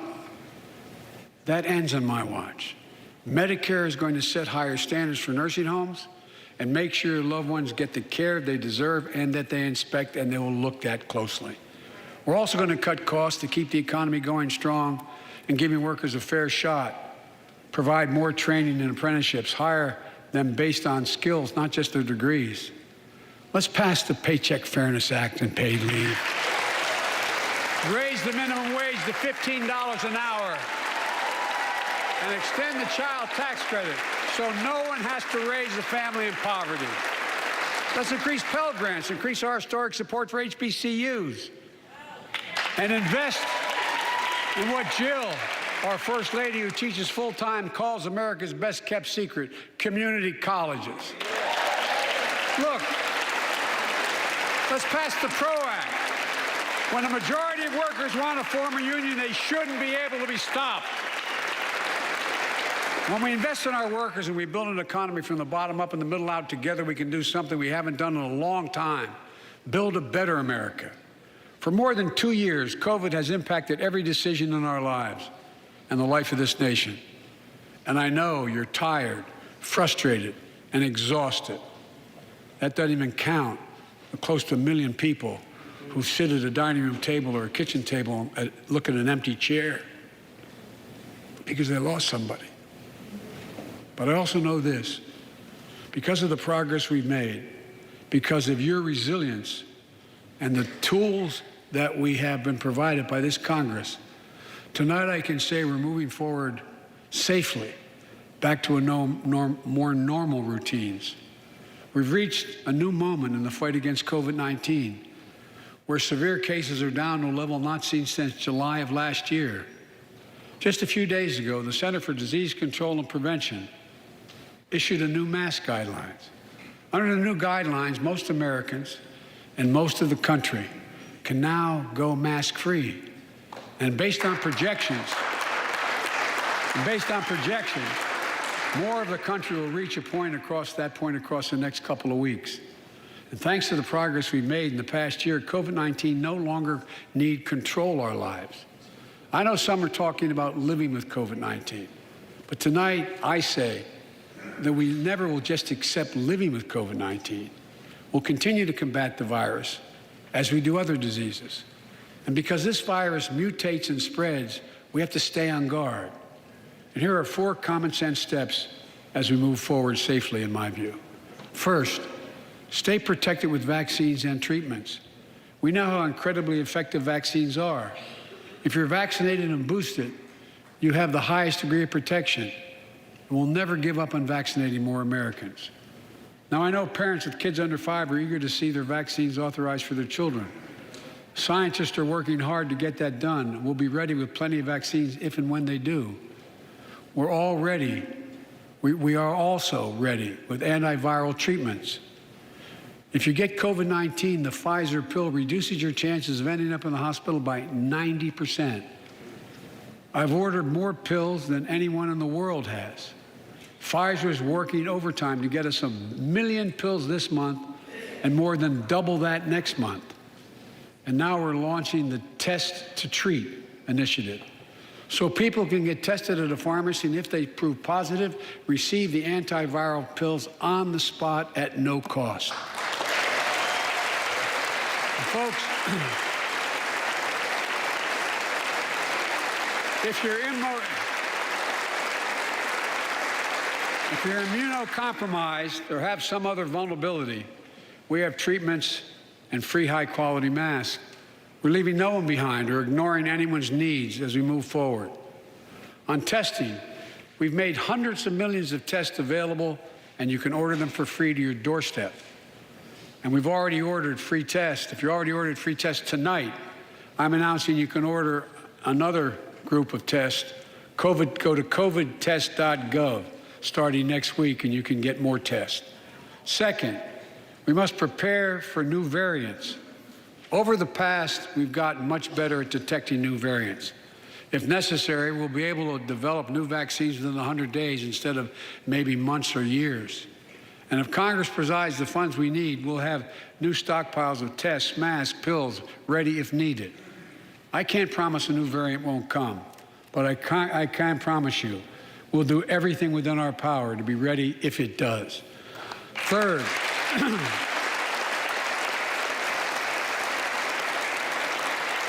we can end the shutdown of schools and businesses. We have the tools we need.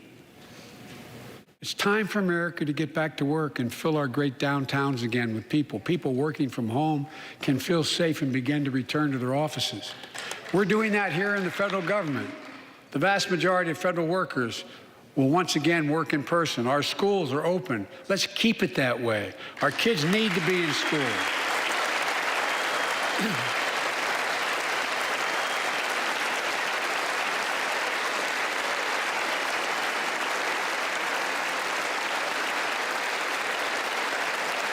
With 75% of adult Americans fully vaccinated and hospitalizations down by 77%, most Americans can remove their masks and stay in the classroom and move forward safely.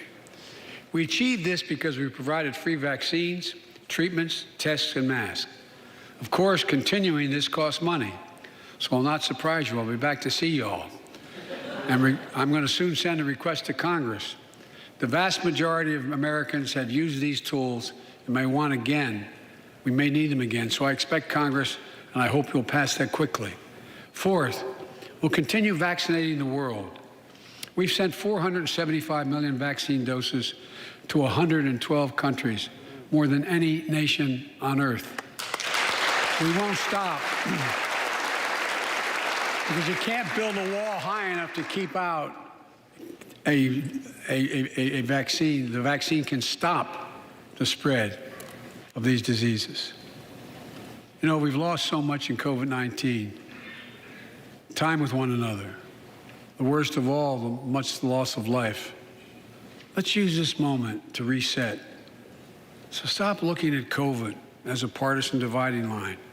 See it for what it is, a god-awful disease.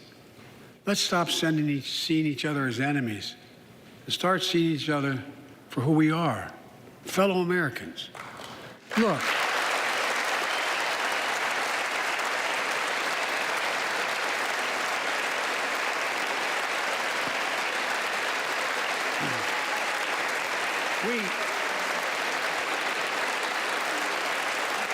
we can't change how divided we've been. It was a long time in coming. But we can change how to move forward on COVID-19 and other issues that we must face together. I recently visited New York City Police Department days after the funerals of Officer Wilbur Mora and his partner, Officer Jason Rivera. They were responding to a 9/11 call when a man shot and killed them with a stolen gun. Officer Mora was 27 years old. Officer Rivera was 22 years old. Both Dominican Americans who grew up in the same streets that they later chose to patrol as police officers. I spoke with their families, and I told them that we were forever in debt for their sacrifices and will carry on their mission to restore the trust and safety of every community deserves.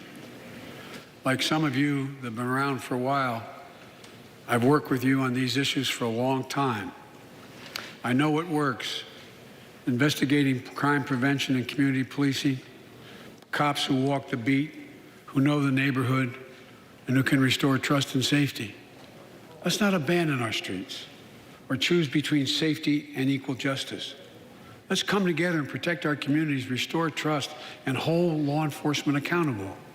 That's why the Justice Department has required body cameras, banned chokeholds, and restricted no-knock warrants for its officers.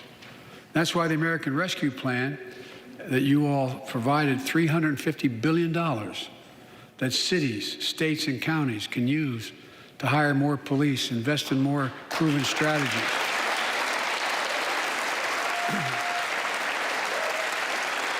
Proven strategies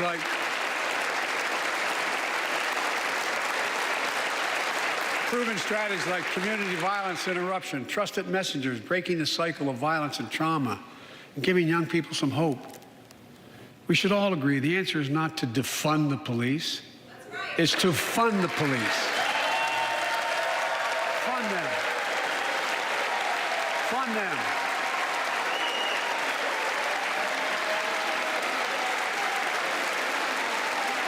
Fund them with resources and training. Resources and training they need to protect our communities. I ask Democrats and Republicans alike to pass my budget and keep our neighborhoods safe. And we'll do everything in my power to crack down on gun trafficking of ghost guns that you can buy online, assemble at home, no serial numbers, can't be traced, I asked Congress to pass proven measures to reduce gun violence, pass universal background checks. Why should anyone on the terrorist list be able to purchase a weapon? Why? Why? And folks, ban assault weapons with high-capacity magazines that hold up to 100 rounds. You think the deer are wearing Kevlar vests? Look, repeal the liability shield that makes gun manufacturers the only industry in America that can't be sued. The only one. Imagine had we done that with the tobacco manufacturers. These laws don't infringe on the Second Amendment. They save lives. The most fundamental right in America is the right to vote and have it counted. And look, it's under assault. In state after state, new laws have been passed. Not only to suppress the vote, we've been there before, but to subvert the entire election. We can't let this happen. Tonight, I call on the Senate to pass the Freedom to Vote Act, pass the John Lewis Act, Voting Rights Act. And while you're at it, pass the Disclose Act so Americans know who's funding our election. Look, tonight, I like to honor someone who dedicated his life to serve this country. Justice Breyer, an Army veteran, constitutional scholar, retiring Justice of the United States Supreme Court. Justice Breyer, thank you for your service. Thank you, thank you, thank you. I mean it. Get up, stand, let them see you. Thank you.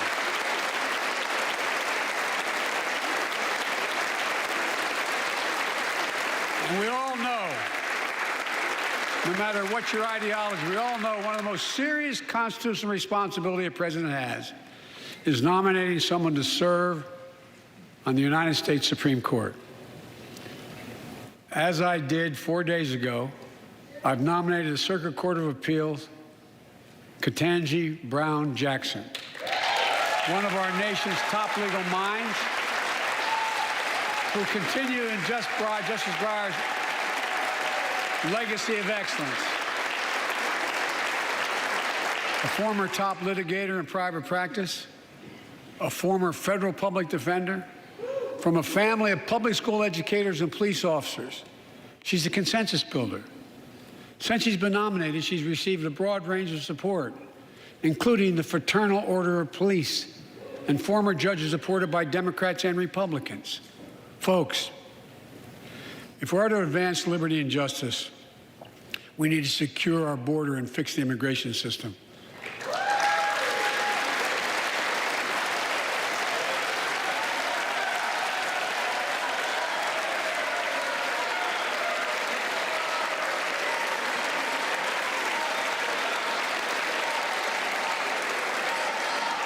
And as you might guess, I think we can do both. At our border, we've installed new technology like cutting-edge scanners to better detect drug smuggling. We've set up joint patrols with Mexico and Guatemala to catch more human traffickers. We're putting in place dedicated immigration judges in a significant larger number so families fleeing persecution and violence can have their cases heard faster, and those who don't legitimately hear can be sent back. We're screening, we're securing commitments and supporting partners in South and Central America to host more refugees and secure their own borders.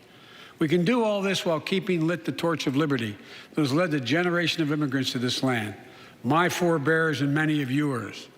Provide a pathway to citizenship for dreamers, those with temporary status, farm workers, essential workers. Revise our laws so businesses have workers they need and families don't wait decades to reunite. It's not only the right thing to do, it's economically smart thing to do. That's why the immigration reform is supported by everyone from labor unions to religious leaders to the U.S. Chamber of Commerce. Let's get it done once and for all. Folks,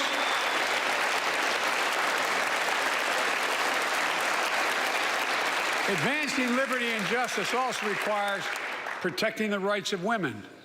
The constitutional right affirmed by Roe v. Wade, standing precedent for half a century, is under attack as never before.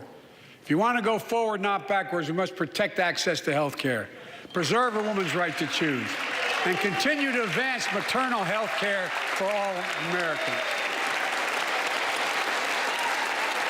And folks, for our LGBTQ plus Americans, let's finally get the Bipartisan Equality Act to my desk. The onslaught of state laws targeting transgender Americans and their families, it's simply wrong.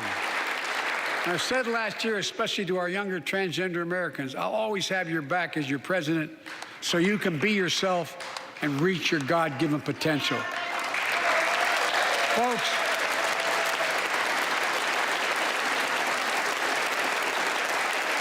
as I've just demonstrated, while it often appears we do not agree, and that we do agree on a lot more things than we acknowledge. I signed 80 bipartisan bills into law last year, from preventing government shutdowns, to protecting Asian Americans from still too common hate crimes, to reforming military justice, and will soon be strengthening the Violence Against Women Act that I first wrote 3 decades ago. And it's important. It's important for us to show the nation we can come together and do big things. So tonight I'm offering a unity agenda for the nation. 4 big things we can do together, in my view. First, beat the opioid epidemic. There's so much we can do. Increase funding for prevention, treatment, harm reduction, and recovery. Get rid of outdated rules and stop doctors stop doctors prescribing treatments. Stop the flow of illicit drugs by working with state and local law enforcement to go after the traffickers. And if you're suffering from addiction, you should know you're not alone. I believe in recovery, and I celebrate the 23 million Americans in recovery. Second, let's take on mental health, especially among our children whose lives and education have been turned upside down. The American Rescue Plan gave schools money to hire teachers and help students make up for lost learning. I urge every parent to make sure your school does just that. They have the money. We can all play a part. Sign up to be a tutor or a mentor. Children were also struggling before the pandemic: bullying, violence, trauma, and the harms of social media. As Frances Haugen, who is here tonight with us, has shown, we must hold social media platforms accountable for the national experiment they're conducting on our children for profit.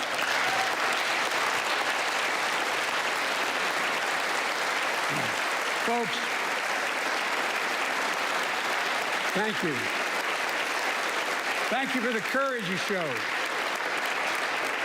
It's time to strengthen privacy protections, ban targeted advertising to children, demand tech companies stop collecting personal data on our children, and let's get all Americans the mental health services they need. More people can turn for help, and full parity between physical and mental health care if we treat it that way in our insurance. Look,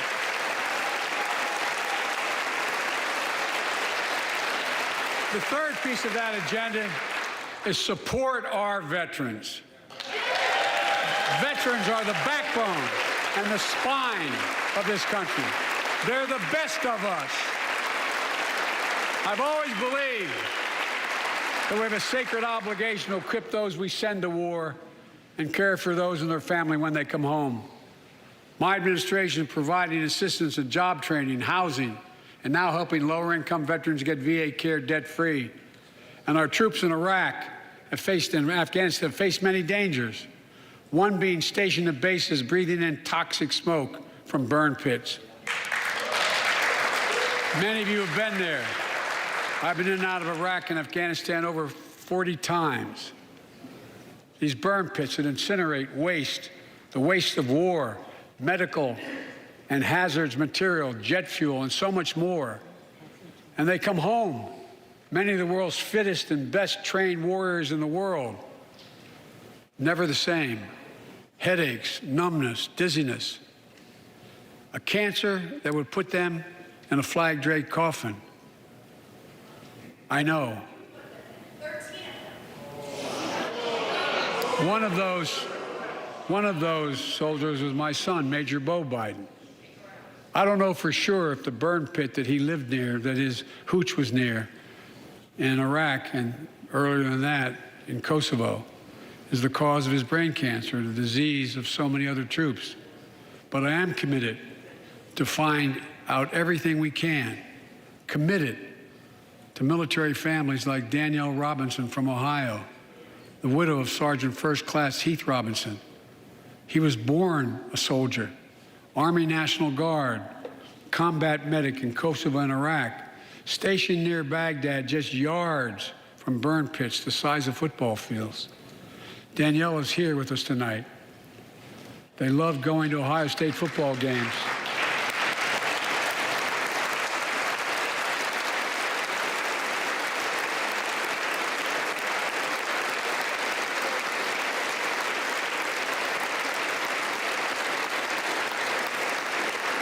And he loved building Legos with their daughter.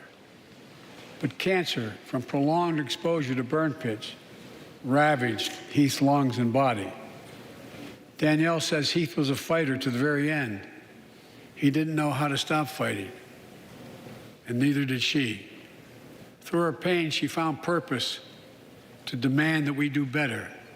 Tonight, Danielle, we are going to do better. The VA is pioneering new ways of linking toxic exposure to disease, already helping more veterans get benefits. And tonight, I'm announcing we're expanding eligibility to veterans suffering from 9 respiratory cancers. I'm also calling on Congress to pass a law to make sure veterans devastated by toxic exposure in Iraq and Afghanistan finally get the benefits and the comprehensive health care they deserve.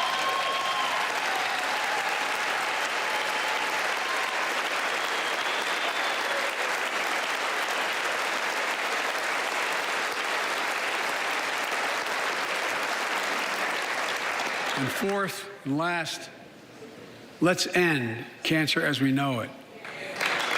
This is personal.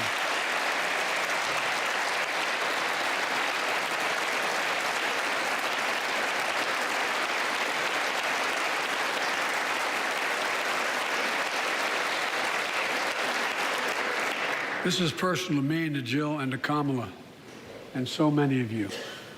So many of you have lost someone you love. Husband, wife, son, daughter, mom, dad. Cancer is the #2 cause of death in America, second only to heart disease. Last month, I announced the plan to supercharge the cancer moonshot that President Obama asked me to lead 6 years ago. Our goal is to cut cancer death rates by at least 50% over the next 25 years. I think we can do better than that. Turn cancers from death sentences into treatable diseases. More support for patients and their families.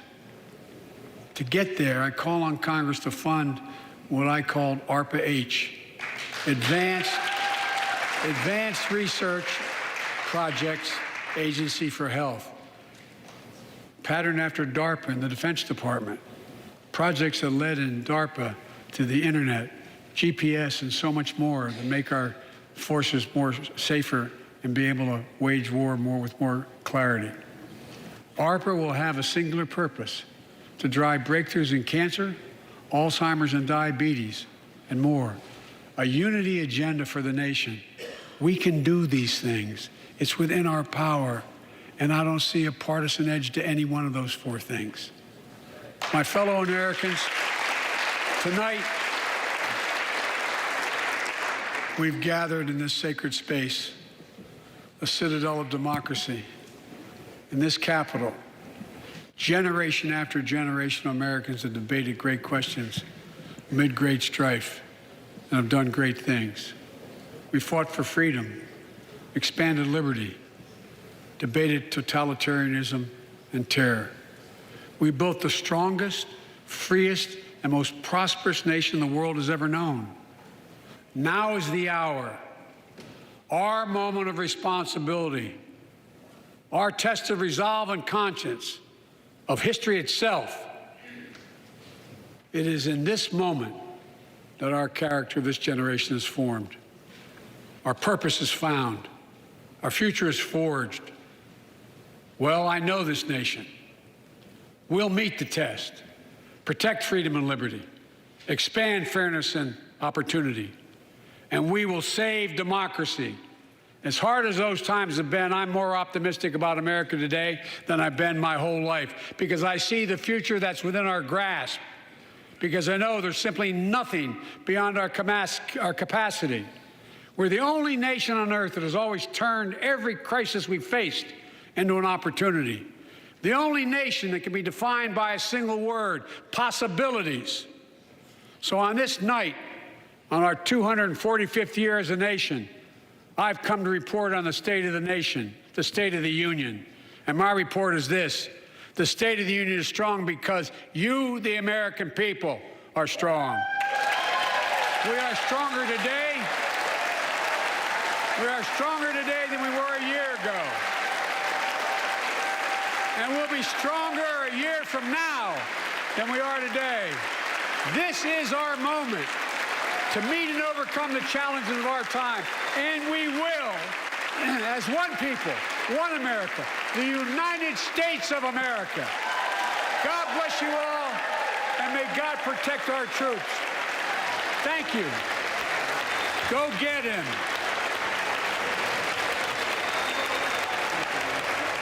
There you have it, President Biden, his first State of the Union address, about an hour and 2 minutes long. He had a lot to cover tonight. Obviously, the war, the Russian war in Ukraine, the unprovoked war and the Ukrainian people. That is how he started the evening, and he ended the evening by talking about protecting freedom and liberty, expanding fairness and opportunity in this country.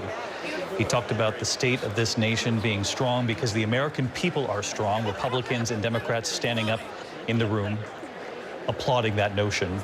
He talked about coronavirus, the strength of the American people these past 2 years.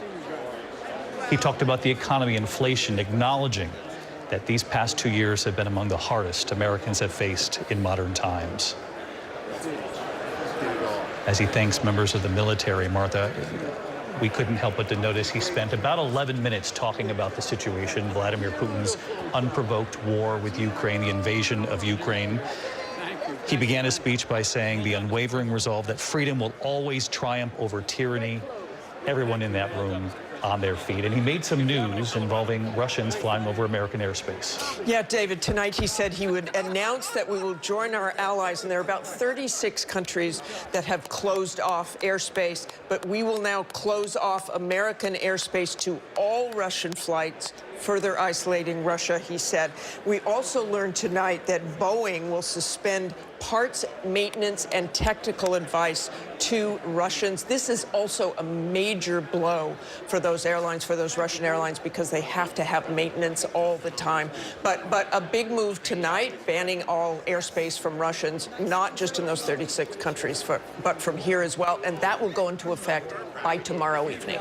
I'm looking at Chairman of the Joint Chiefs, Mr. Milley there, General Milley, and thinking about the Ukrainian ambassador, who was the guest of the First Lady, Jill Biden. And Martha, everybody here in this room and everybody at home watching, thinking about the Ukrainian people tonight. He talked about standing up, defending NATO countries, Republicans, Democrats standing up and applauding that notion, but so many are wondering, how does this end in Ukraine? David, it's so admirable, the unity that we have seen, and the administration bringing all those NATO countries together, and the sanctions, those very, very strong sanctions on Russia. But as for the Ukrainian people, the Russians are moving in on them as we speak tonight, surrounding Kyiv. And the administration officials I have spoken to feel that Russia absolutely will crush Ukraine. So the Ukrainian people watching that ambassador, so emotional for her people, because what we are seeing is the destruction of Ukraine. And despite all the unity, despite the sanctions, this is going to happen anyway, according to most administration officials. The horrible reality they face on the ground in Ukraine. The president shaking hands in that room. Lindsay Davis, so different from a year ago, when only 200 people were invited for his joint address to Congress. He had just been elected, but now his first State of the Union a year later, no masks in the room, shaking hands. And he did pivot fairly quickly after Ukraine to the economy, acknowledging the pain in this country. And I'm struck by also during that last time that he addressed the joint Congress, he talked about how he had inherited a nation in crisis. And in many ways, we're still in a crisis just for different reasons. But he did make that big announcement right off the top about the 60 million barrels of oil. He's been working with 30 countries to be able to release that.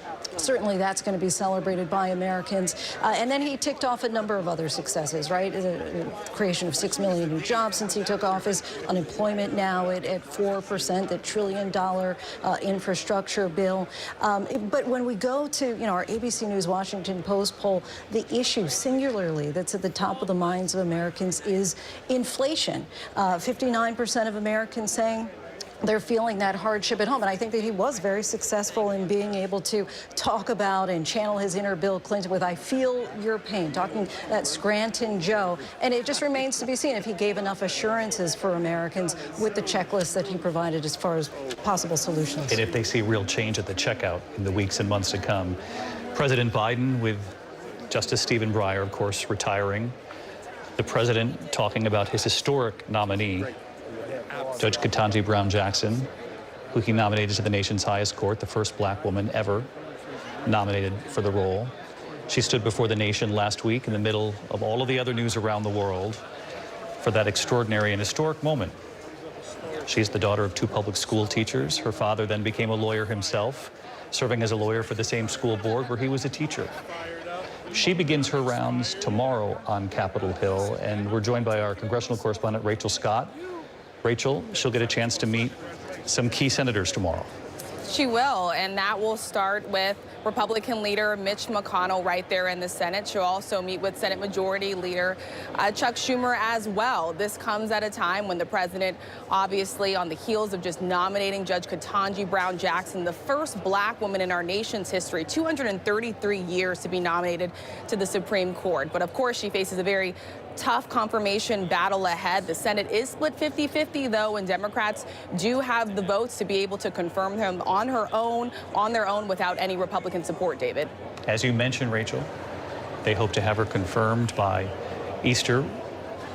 We thought earlier that perhaps the president would get down that aisle fairly quickly at the top of his address, which he did, but take his time on the backside. We know this president well from his time as vice president and a senator for many years before that. I want to get right over to our roundtable of sorts with Donna Brazile and Governor Chris Christie. I'm curious your thoughts, Governor Christie. He's in his element right now. Republicans and Democrats somewhat welcoming for the president for this State of the Union. How did he do tonight? Well, look, State of the Union is an emotional speech, and you want to connect emotionally. I think he did okay, but here's the problem. Tomorrow morning, people are going to get up, they're getting ready to head to work, and they're going to go to the gas station, and they're going to see prices continue to go up. And the joke of him talking about this 60 million barrels of oil, it's a joke. By his regulations, just in the state of North Dakota, he has cut the amount of production by 500,000 barrels a day, every day. And you know how much we import from Russia a day, David? 480,000 barrels. And we're still doing it as we speak today. What he should have been talking about tonight was how he's going to allow American oil and gas production to go, but he can't because he would have gotten booed by his liberal wing in that place. And the other thing that struck me was him saying that it's sad that it took this long and something so terrible for people around the world to see how grave the danger was. What about him? For a year, he has refused to sell defensive weapons to the Ukrainians. He didn't see it for a year. And now we're in the position that we're in. So let's not just talk about the people around the world. He needs to take responsibility for the Ukrainians not being fully armed because he stopped those arms sales. And your point on Russian oil has already been debated at length and will be in the days and weeks to come as this situation continues with Russia's invasion of Ukraine. Down in Brazil, how did the president do? I thought he did very well. Look, the eyes of the world was looking at Joe Biden tonight. They were looking to see if the president could personify leadership, not only in unifying the world behind the actions that we're taking with regards to Russia, but also he projected leadership in this country around Ukraine. The president was able to transition to some of the areas that he's had some difficulties in Congress and passing, but more importantly, He didn't spend a lot of time saying, I did this and I'm going to do that. He spent a lot of time saying to the American people, we're going to invest in your future. We're going to get back to normal. This is what normal should look like and feel like. I thought the president gave a very optimistic speech. We know there is more work ahead, but you know what? Knowing Joe Biden, look at him. He is still shaking hands. He is ready to roll up his sleeve and get back to work tomorrow, delivering for the American people. So I thought he met the challenge tonight. You had said he has to find some way to be hopeful tonight, given everything the American people have been dealing with.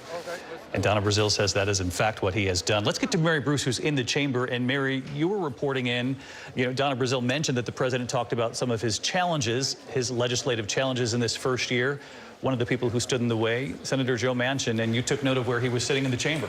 Yeah, really interesting, David. Joe Manchin was sitting amongst Republicans, one of the few Democrats, in fact, the only Democrat I noticed to be sitting across the aisle. Of course, the Democrat from West Virginia has scuttled much of Biden's agenda so far, and it was interesting. He did stand and applaud the president's proposals, even as he was sitting with Republicans. Perhaps a glimmer of hope that they may be able to do some of this piecemeal, but it is striking, I think, that unlike most State of the Union addresses, the president didn't outline any big new policy push. We didn't even, in fact, hear him utter the words, Build Back Better. That's the name of his big social spending plan. He did tick through his wish list, but David Biden knows the political reality in this chamber. Much of his agenda isn't likely to go anywhere before the midterms. But I do have to tell you, we have now heard back from Manchin's team. They say that he wanted to sit across the aisle to remind the American people in the world that bipartisanship works and is alive and well in the U.S. Senate, even if we haven't seen much of it at work so far during the Biden administration. Something else we haven't seen much of, Mary, is this face-to-face connection with the president and anyone outside of the chamber as well these last 2 years, given the pandemic we have all been living through. The president has spent a lot of time in this room, Cecilia Vega, after marking this turning point for the country on the coronavirus pandemic and making some news on that front as well. He did, David, a couple of points here. He says that soon Americans will be able to order more free COVID tests from the government, 1 billion of those that they have ordered. But also the really big headline tonight, this test to treat that the administration is unveiling. They're saying you can get a COVID test at a pharmacy, and if you are positive at that pharmacy, you can then pick up one of these antiviral pills at no cost. They have an incoming shipment. They're working closely with Pfizer to get more of those antiviral pills there. I just keep thinking as we watch him walk down this aisle now with many of his friends there in that chamber in which he spent so many years, what COVID has done to his first year in office and how on July 4th, his first July 4th in office, remember, he stood out there and said that we are closer than ever to declaring independence from this virus. And then we saw Delta, and then we saw Omicron, and masks were on and masks were off. And today he is there in this chamber saying that kids are back in school. We're about to hit this point in the country where most of the country will be able to take off their masks. And he's talking about it in a partisan way, saying we have been partisan. We don't have to be partisan on this anymore. So a little bit of hope. And frankly, he really threaded that needle in addressing Americans' frustration. And they are overwhelmingly frustrated with him and the situation with COVID, saying, we know you're tired. We know you're frustrated. We know you're exhausted. I feel your pain as the president there. I think it's a really important point, Cecilia. The president trying to make the case that we should be divided no longer when it comes to the pandemic, arguing that all of our school children should be back in school. That has been an argument on the other side of the aisle for some time now in several states across the country where mask mandates are now coming off as we speak. In these next couple of weeks, just about the entire country will be without masks. New York City, the only school district left in the country, debating this notion. The president making news, as Cecilia mentioned, with pharmacies across this country testing positive. You'll be able to get a viral pill at the pharmacy to take home to fight COVID moving forward. Significant development there. John, you looked at me halfway through this State of the Union address and took note that there were very few overt partisan moments where the president went after the other party or things that they had done, other than the tax cut from the previous administration, but he didn't mention the former president by name. Certainly no mention of the words Donald Trump in the speech, and it didn't have a partisan edge to it. Look, there's a lot in this speech that Republicans will disagree with on the policy, no question at all, but he didn't have a partisan edge to this speech. In fact, the overriding message was one of unity. Cecilia mentioned on COVID. I think very importantly on COVID, he was echoing many of the things that Republicans have been saying on COVID and the real frustrations that Americans have in red states and blue states after 2 years of restrictions and dealing with this pandemic, saying flatly, it's time for Americans to be back at work. Children must be back in schools. We are turning the page. He's promised we'll be prepared if there are more variants, but the message he was echoing there was one that was intended, I think, as much to speak to Republicans as to anybody else. You're watching ABC News Live coverage of the State of the Union, the first for President Biden, marking his first year in office. And then some, making the case that the State of the Union is strong, and he put it on the American people, saying they have shown extraordinary strength during this time, the pandemic, inflation, and now standing united as we watch the events unfolding 4,800 miles away. Russia's invasion of Ukraine. Very moving moments inside that chamber tonight, particularly the first 11, 12 minutes or so. So many you can see in the top right-hand corner of your screen. So many of the lawmakers wearing ribbons in solidarity for the Ukrainian people in the trademark yellow and blue of the Ukrainian flag. The First Lady, Dr. Jill Biden, inviting the Ukrainian ambassador to sit next to her. There were two moments where she stood up to applause from the chamber. You could see the emotion on her face, that ambassador, and yet the reality on the ground that Martha spoke of earlier, this column of armored vehicles, more than 40 miles long, headed toward the capital of Kyiv. And her sources telling her that U.S. intelligence believes that Russia has no plans to pull back from its effort. We should mention that any moment here, we're going to be getting the Republican response to the president's State of the Union from a rising star in the Republican Party. The governor of Iowa, Kim Reynolds, is standing by in Des Moines. We're going to learn more about her. She has led the way in her own state when it comes to getting kids back into school early on, talking about masks coming off and other issues of the sort. We'll talk about why the Republican Party thinks that she is a rising star. And Mary Bruce, it would seem the president reveling in this moment, being able to interact with Democrats and Republicans face to face again. Good luck to anyone trying to get President Biden out of this chamber right now. This is something that we certainly do not see and haven't seen much of in this administration. Biden has had very few opportunities to come up and interact, even with members of his own party like this. Right now, I'm looking at him taking what appears to be maybe a selfie with some members. This is what Joe Biden loves, right? He loves to get out, talk to people, shake hands, even meet members of staff. He hasn't just had an opportunity to do this. He is going to relish every moment of this. He's making his way to the door, but I have to tell you, he is one of the last few people in here. The chamber is largely emptied out. Most lawmakers, they may be halfway home by now, but Joe Biden is still shaking hands, working the room. Yeah, it's very hard to get President Biden, he's known for this for years in Washington, to leave the room before anybody else does. But as we mentioned here a moment ago, there were many moments during this State of the Union when there was unity on full display inside that chamber. I want to get to Rachel Scott, who covers Congress for us, because, Rachel, again, the reality is back front and center first thing tomorrow. This is a midterm election year, and Republicans and Democrats are fully aware of the fights that Democrats face right now, given the polling we've seen as they head into the midterms. Deeply divided on the president's domestic agenda. The president trying to find common ground tonight, areas in which that he can unite his own party. We know he has faced some very fierce opposition from moderates like Senator Joe Manchin, but the president outlining some things tonight that he thinks that he could get past, including lowering the cost of prescription drugs. Rachel Scott live at the Capitol for us. Rachel, thank you. And again, standing by, Governor Kim Reynolds of Iowa. She gives the Republican response tonight. We'll be watching very closely, and we'll have reaction to her response. Our coverage continues here in a moment. Don't go away. Next, a rising star in the Republican Party with working-class roots and the first woman elected governor in the state of Iowa. Kim Reynolds gives the GOP response when ABC News Live coverage continues.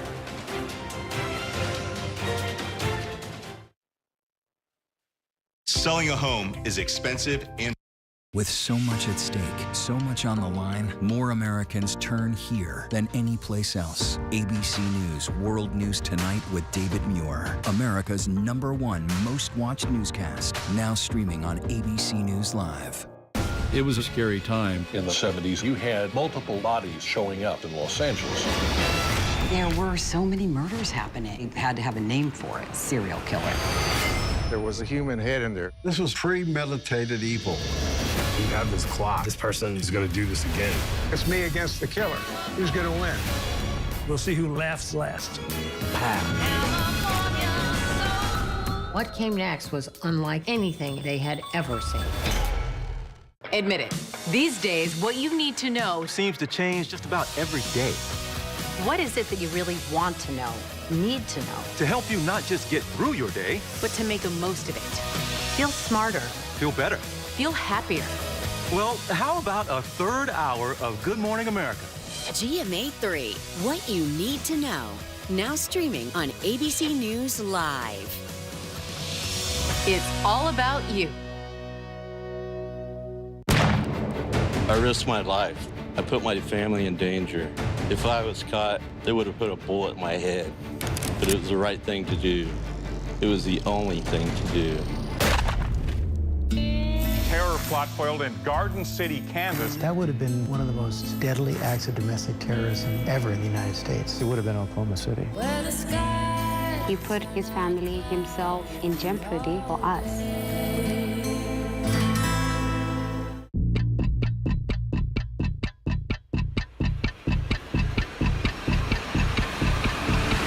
24 hours. Assault on the Capitol. The ABC News original. Exclusively on Hulu. Now streaming.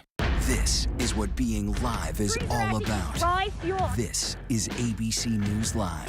All right, we're gonna move back. Let's move back. We're surrounded by people squeezing into this bomb shelter. We're on an urgent delivery run. Not afraid to go there. So my question, Mr. President, what are you so afraid of? Breaking news, live events. This is the moment. Streaming straight to you. Anytime, anywhere. You just met one friend right here. You're watching ABC News Live. Thanks for streaming with us. National parks are incredibly safe places. A crime will happen.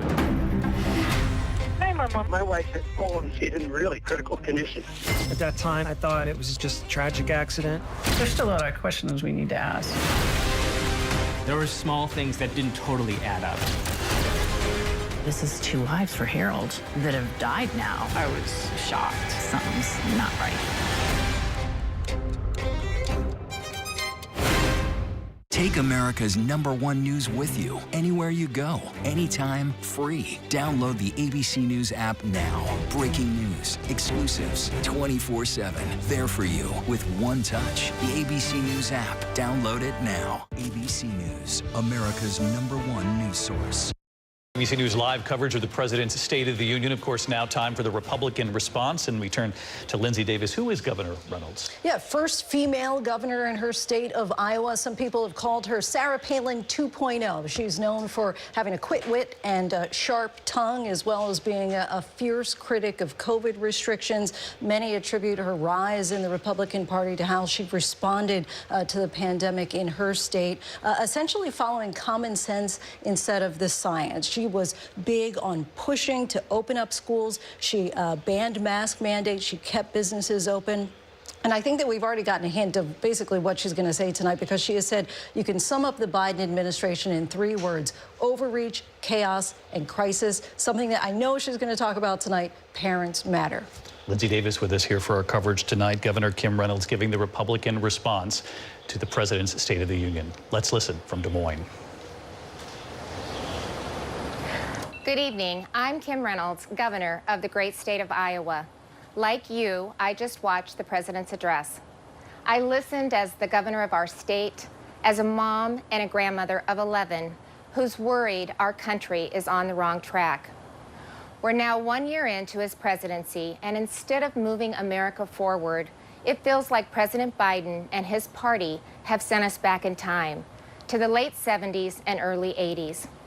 When runaway inflation was hammering families, a violent crime wave was crashing our cities, and the Soviet Army was trying to redraw the world map. Even before taking the oath of office, the president told us that he wanted to, quote, make America respected around the world again, and to unite us here at home. He's failed on both fronts. The disastrous Afghanistan withdrawal did more than cost American lives. It betrayed our allies and emboldened our enemies. North Korea is testing missiles again at an alarming rate. The Speaker of the House recently warned our Olympic athletes not to speak out against China. And now Russia has launched an unprovoked, full-scale military invasion of Ukraine, an attack on democracy, freedom, and the rule of law.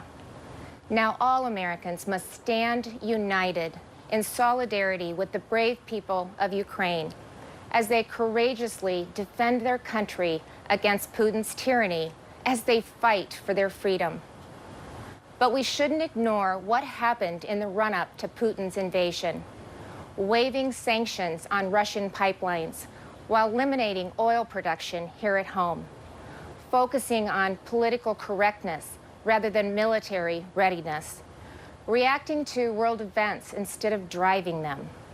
Weakness on the world stage has a cost, and the president's approach to foreign policy has consistently been too little, too late. It's time for America to once again project confidence. It's time to be decisive. It's time to lead. But we can't project strength abroad if we're weak at home. And that's what I want to discuss with you tonight. The President and Democrats in Congress have spent the last year either ignoring the issues facing Americans or making them worse. They were warned that spending trillions would lead to soaring inflation. They were told that their anti-energy policies would send gas prices to new heights. But they plowed ahead anyway, raising the price at the pump by 50% and pushing inflation to a 40-year high. 4 decades ago, when our nation was last reeling from inflation, I was a young working mom just starting out. My husband, Kevin, worked days while I watched our girls, and then we would literally switch. We would pass in the yard as he was coming home, and I was leaving to work evenings at the local grocery store.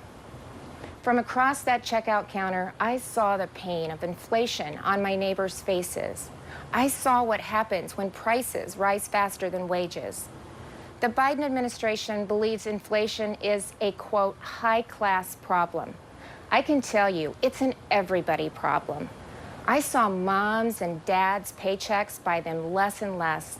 I watched working people choose which essentials to take home and which ones to leave behind.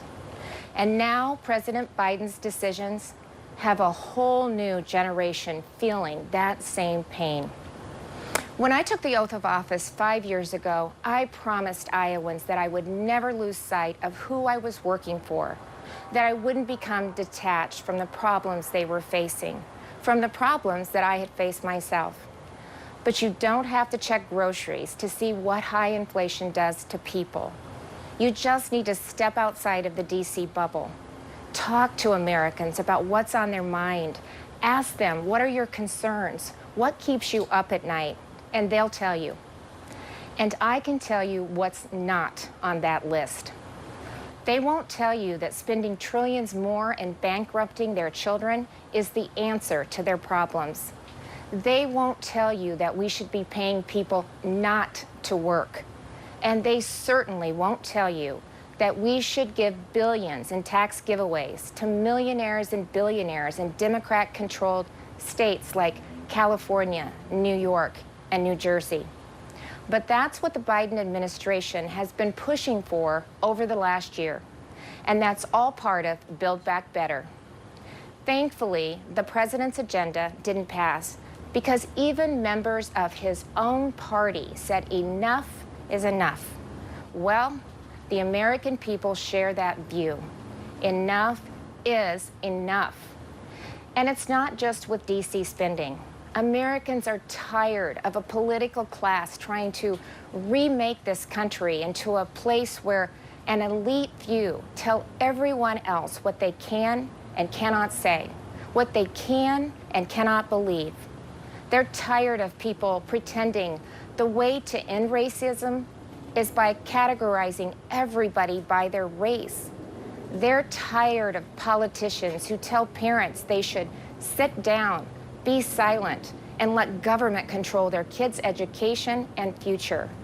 Frankly, they are tired of the theater, where politicians do one thing when the cameras are rolling and another when they believe you can't see them. Where governors and mayors enforce mandates but don't follow them. Where elected leaders tell their citizens to stay home while they sneak off to Florida for sun and fun. Where they demand that your child wear a mask, but they go maskless. So you've heard the excuses. They were just holding their breath. But it's the American people who are waiting to exhale, waiting for the insanity to stop. We now live in a country where violent crime is out of control. Liberal prosecutors are letting criminals off easy, and many prominent Democrats still want to defund the police. You know, it seems like everything is backwards. The Biden administration requires vaccines for Americans who want to go to work or protect this country, but not for migrants who illegally cross the border. The Department of Justice treats parents like domestic terrorists, but looters and shoplifters roam free. The American people are left to feel like they're the enemy. This is not the same country it was a year ago. The president tried to paint a different picture tonight, but his actions over the last 12 months don't match the rhetoric. It's not what he promised when he took office. But it doesn't have to be that way. There is an alternative. Across the nation, Republican governors and legislators are showing Americans what conservative leadership looks like, what it means to respect the people we serve, to hear them out, to stand up for them and walk alongside them. We know that our problems require bold action, but we also know that bold action doesn't have to mean government action.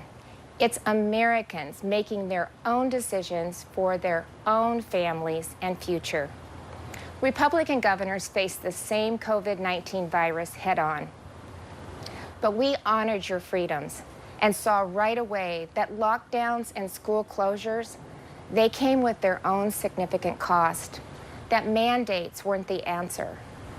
And we actually listened to the science, especially with kids in masks and kids in schools. What happened and is still happening to our children over the last 2 years is unconscionable. Learning loss, isolation, anxiety, depression. In so many states, our kids have been left behind, and so many will never catch up. That's why Iowa was the first state in the nation to require that schools open their doors. I was attacked by the left, I was attacked by the media, but it wasn't a hard choice. It was the right choice. And keeping schools open is only the start of the pro-parent, pro-family revolution that Republicans are leading in Iowa and states across this country. Republicans believe that parents matter. It was true before the pandemic, and it has never been more important to say out loud. Parents matter. They have a right to know and to have a say in what their kids are being taught. Families also have every right to live in a safe and a secure community. And that begins with a safe and secure country. But the Biden administration has refused to secure our border.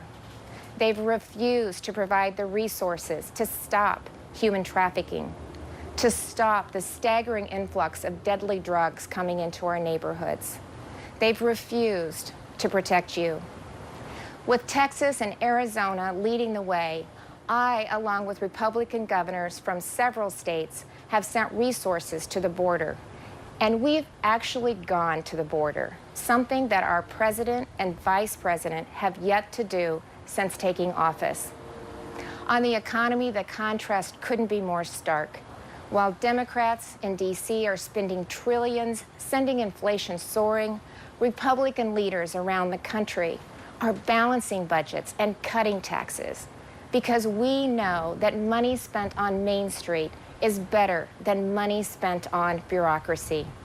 Today, I signed legislation that eliminates Iowa's tax on retirement income and sets our tax rate at 3.9%. That's less than half of what it was just 4 years ago. And it shouldn't come as a surprise that out of the top 20 states with the lowest unemployment rates, 17 have Republican governors. Republicans may not have the White House, but we're doing what we can to fill the leadership vacuum. And on the issues that are affecting Americans, Republicans are leading. We're standing up for parents and kids. We're standing up for life. We're keeping our communities safe and thanking those in uniform. We're fighting to restore America's energy independence, and that includes biofuels. We're getting people back to work, not paying them to stay home. Most of all, we're respecting your freedom. Behind me stands Iowa's Capitol, where we display our state motto, our liberties we prize and our rights we will maintain. And those aren't just empty words. It's a belief that the greatness of this state and this country lies in our people, not government. You shouldn't have to wake up every morning and worry about the next thing the government is going to do to you, your business, or your children. If we as elected leaders are doing our job, then the government is working well, but operating in the background. It's supporting the ingenuity and spirit of our people, not drowning them out. It's keeping them safe, not restricting their freedom. That's what I believe, that's what Republicans believe, and that's what Republicans are doing. I am so blessed to be the governor of Iowa, where people are humble, hardworking, and patriotic. We take care of each other. And yes, we are, as they say, Iowa nice. But you don't have to be from Iowa to see that those are the values of America at its best, all of America. Over the last few years, I've put my faith in Iowans, and they haven't let me down. I encourage this president to do the same, to put his faith in you, the American people, who have never wavered in your belief in this country, regardless of who leads it. Because you know, you've shown that the soul of America isn't about who lives in the White House. It's men and women like you in every corner of this nation who are willing to step up and take responsibility for your communities, for your neighbors, and ultimately for yourselves. By that most important measure at least, the state of our union is indeed strong. Thank you, God bless you, and God bless the United States of America. Governor Kim Reynolds of Iowa coming to us with the Republican response tonight from Des Moines, making the case that kids should be back in school. Masks should have come off a long time ago. She led the way with that fight. We did hear the president tonight saying kids should be back in school as well, fully aware of this debate across the country. But Governor Chris Christie and Donna Brazile, I know you're itching to get in here. How did she do, Governor? Well, I've known her for 10 years. That's exactly who she is, what you saw tonight. And that's why she was able to succeed, the longest running serving governor in American history in Iowa, and not miss a beat. She's smart, she's qualified, she's experienced, and she's one of us. And that's the way she came across tonight. She talked a lot about inflation, about the pain American families have felt these last couple of years. Did it work, Donna? I thought so, but she missed a great opportunity to do two things, and I thought it was important that a Republican leader do this, and that is condemn former President Donald Trump for praising Putin and his invasion of Ukraine. She missed that opportunity. She also missed an opportunity to tell the American people what the Republicans are planning to do in lowering prices and getting people back on their feet. All right, I'm not the least bit surprised Donna wants to hear about Donald Trump. I can tell you that. That's for sure. Thank you both for weighing in again. We're going to go to Ukraine in a moment to get the latest on the situation on the ground there. Also, our reporter James Longman in Moscow with the reaction from Russians who were listening in on the President's State of the Union on the radio in Russia. Their reaction right after the break here.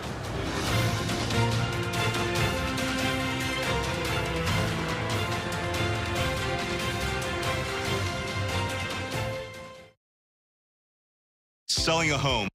It was an extraordinary story. A computer salesman was supposed to report to prison to begin a 17-year sentence. They let him turn himself into jail with no escort. No one thought he would run.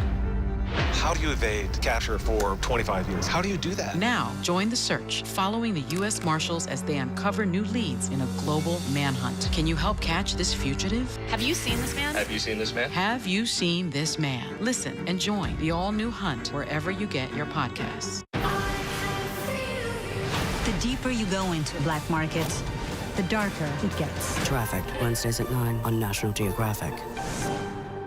It was a scary time. In the 70s, you had multiple bodies showing up in Los Angeles.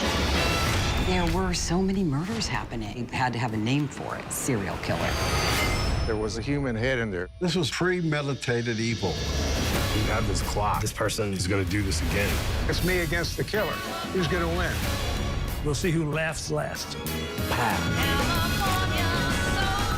What came next was unlike anything they had ever seen. World News Now. And America This Morning. The best new videos.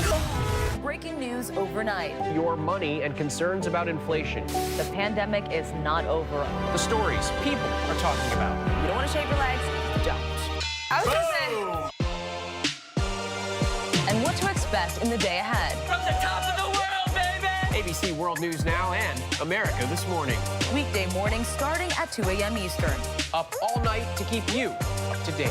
Right now, with so much at stake, Sunday mornings, this is the place. Taking on all the tough questions. Straightforward reporting. No spin, no hype, no bull. Thank you for making ABC's This Week with George Stephanopoulos the #1 Sunday morning news show versus the competition. Welcome to This Week. Take America's #1 news with you anywhere you go, anytime, free. Download the ABC News app now. Breaking news, exclusives, 24/7. There for you with one touch. The ABC News app. Download it now. She was diva, Drama, money and fame, amazing. the prime housewife. Then suddenly, we've seen a lot of things on The Real Housewives, but we've never seen anyone be arrested. Unpredictable rich woman. Sign me up. This is what being live is all about. This is ABC News Live.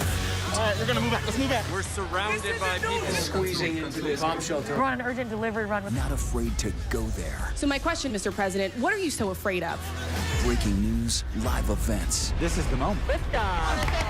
Streaming straight to you, anytime, anywhere. You just met one friend right here.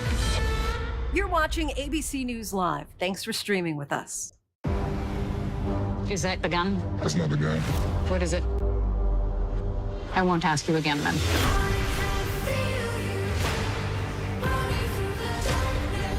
Are you a Nazi? The deeper you go into black markets, You put people to your life at risk. the darker it gets. Why hasn't anyone come out and spoken? It's about the money. That's why we do it. Trafficked. New episodes Wednesdays at 9 on National Geographic. This is GMA3, what you need to know. GMA3, A third hour of Good Morning America in the afternoon. it's all about you. Lunchtime on ABC. ABC News, America's #1 news source.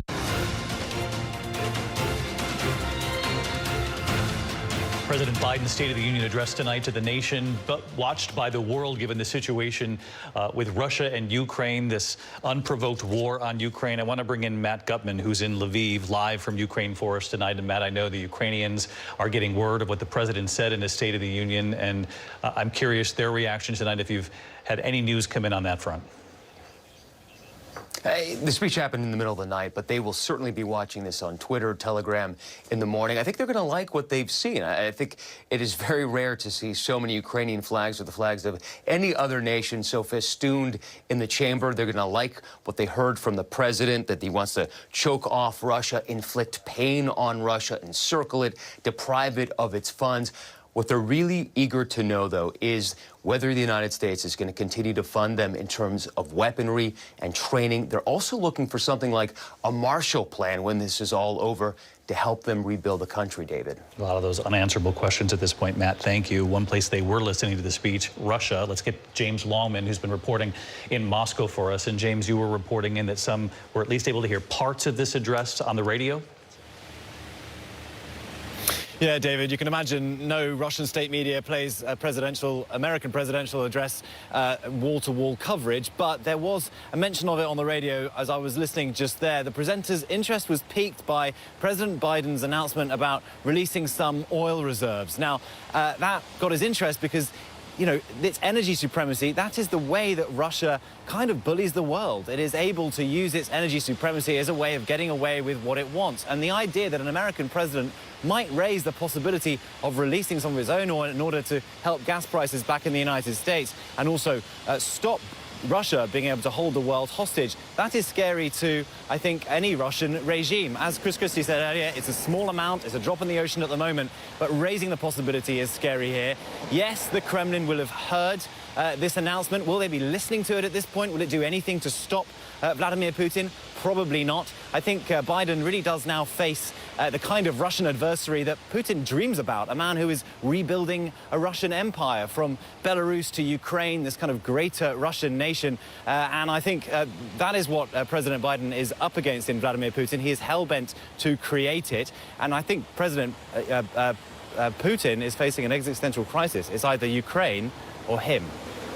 James Longman from Moscow tonight with word from somebody who heard at least parts of the speech being reported on the radio there. I want to bring things back home into a domestic issue making headlines after the State of the Union. President saying the answer is not to defund the police, it's to fund the police, looking to get a hold of this debate in the country. I want to bring in our Chief Justice correspondent, Pierre Thomas, for reaction on this front. When you heard that tonight, Pierre?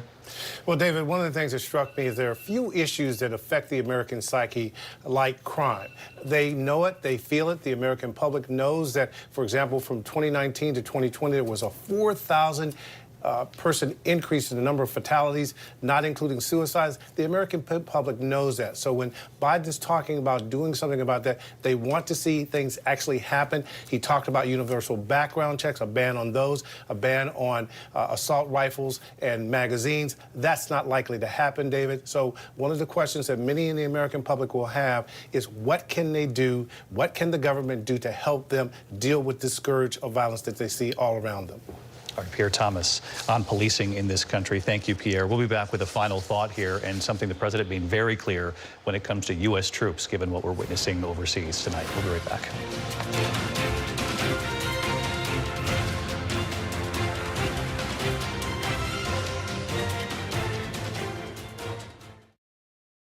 Ready for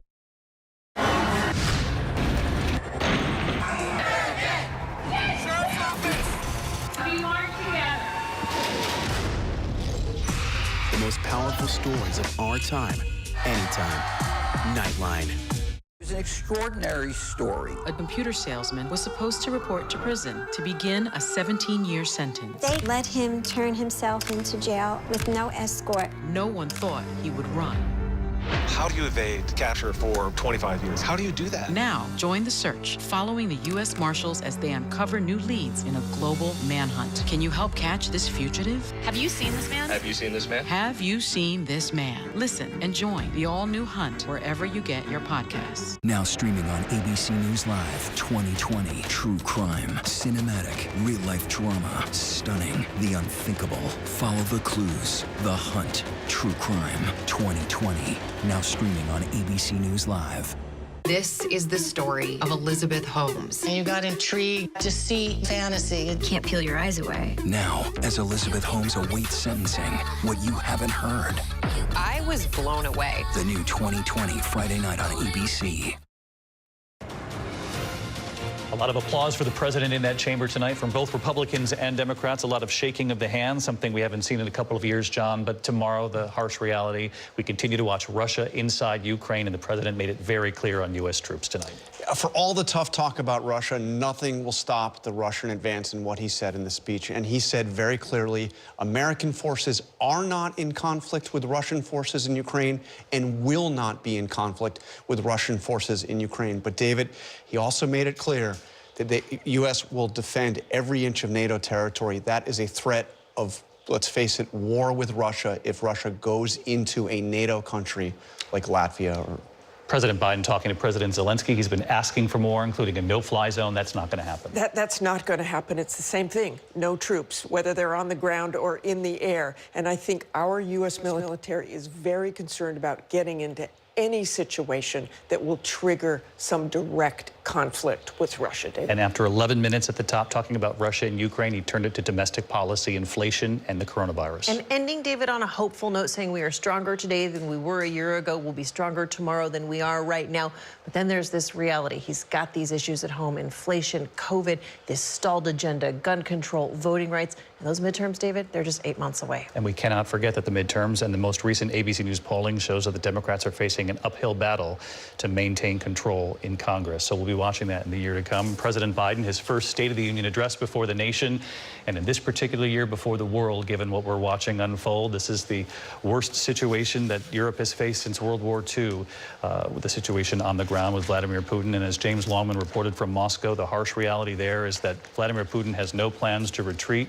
And Martha, that is what you're hearing from your Pentagon sources as well, that they believe that this will continue and that Ukraine, in the words from your source, will be crushed? Exactly, that they're going to put Ukraine into a vice grip and keep working their way into Kyiv and beyond Kyiv as well. And lastly, Martha, this convoy of vehicles, they believe it's been delayed but will still move in. They believe it will still move in. They could take out a few tanks, the Ukrainians, but they think it'll keep moving, David. All right, Martha Raddatz, Cecilia Vega, John Carl, Governor Christie down in Brazil, our thanks to you all with us here tonight. We'll see you tomorrow. Good night. Ready for a little GMA-ish promo? Okay.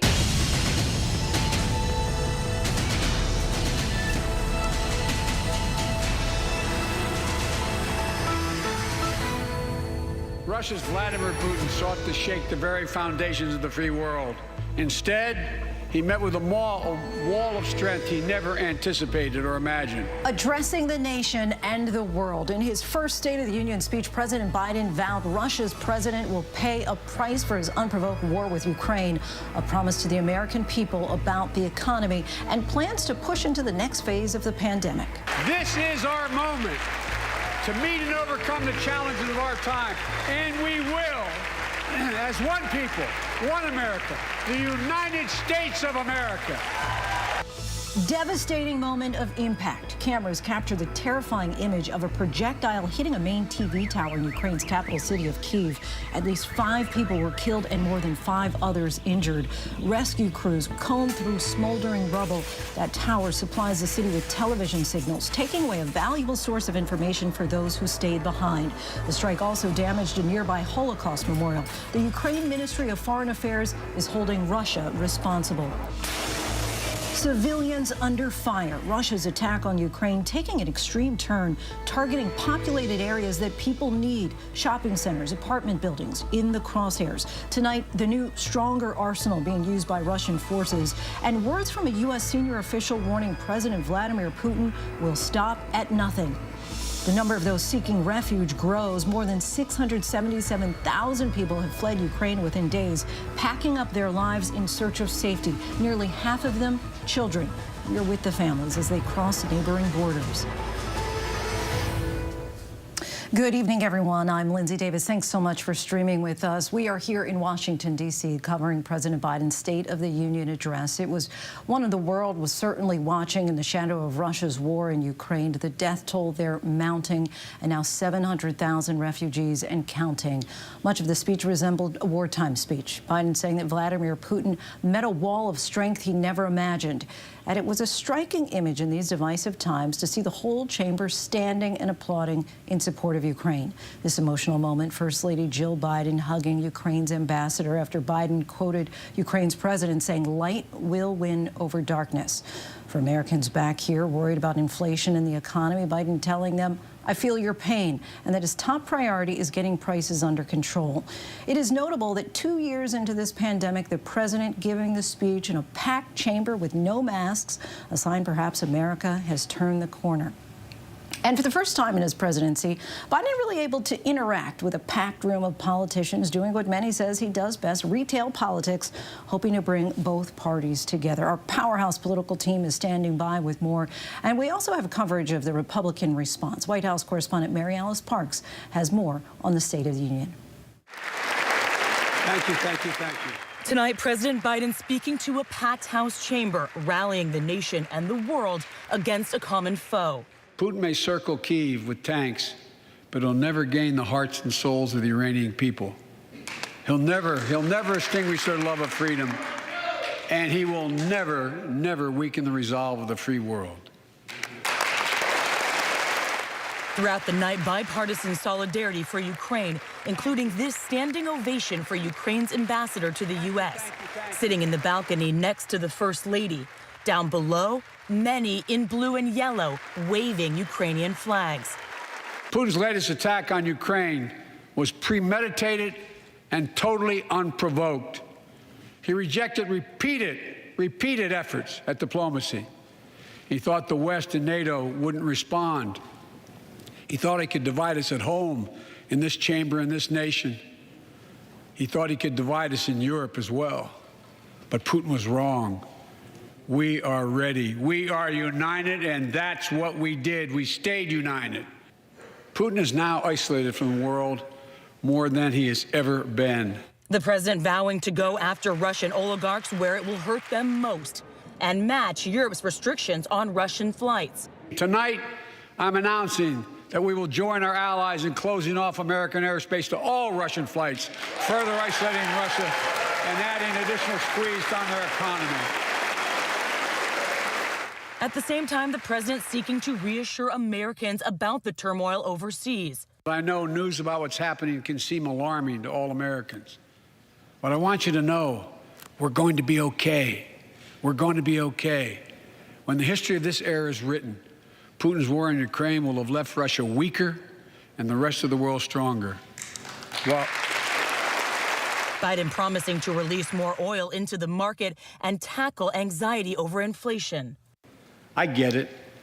That's why my top priority is getting prices under control.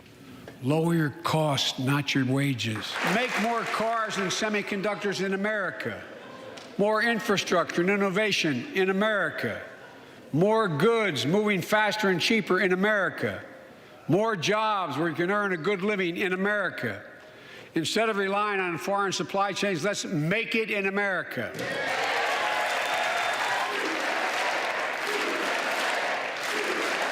Many of his policy proposals aimed at families, from paid family leave to child care funding, stalled in Congress. So what are we waiting for? Let's get this done. We all know we've got to make changes. The sight of a full House chamber alone, a huge change from this time last year, when he spoke to only a sparse crowd, COVID-19 vaccines only beginning to be rolled out. Last year, COVID-19 kept us apart. This year, we're finally together again. The president tonight saying it's a moment of transition in the pandemic. And I know you're tired, frustrated, and exhausted.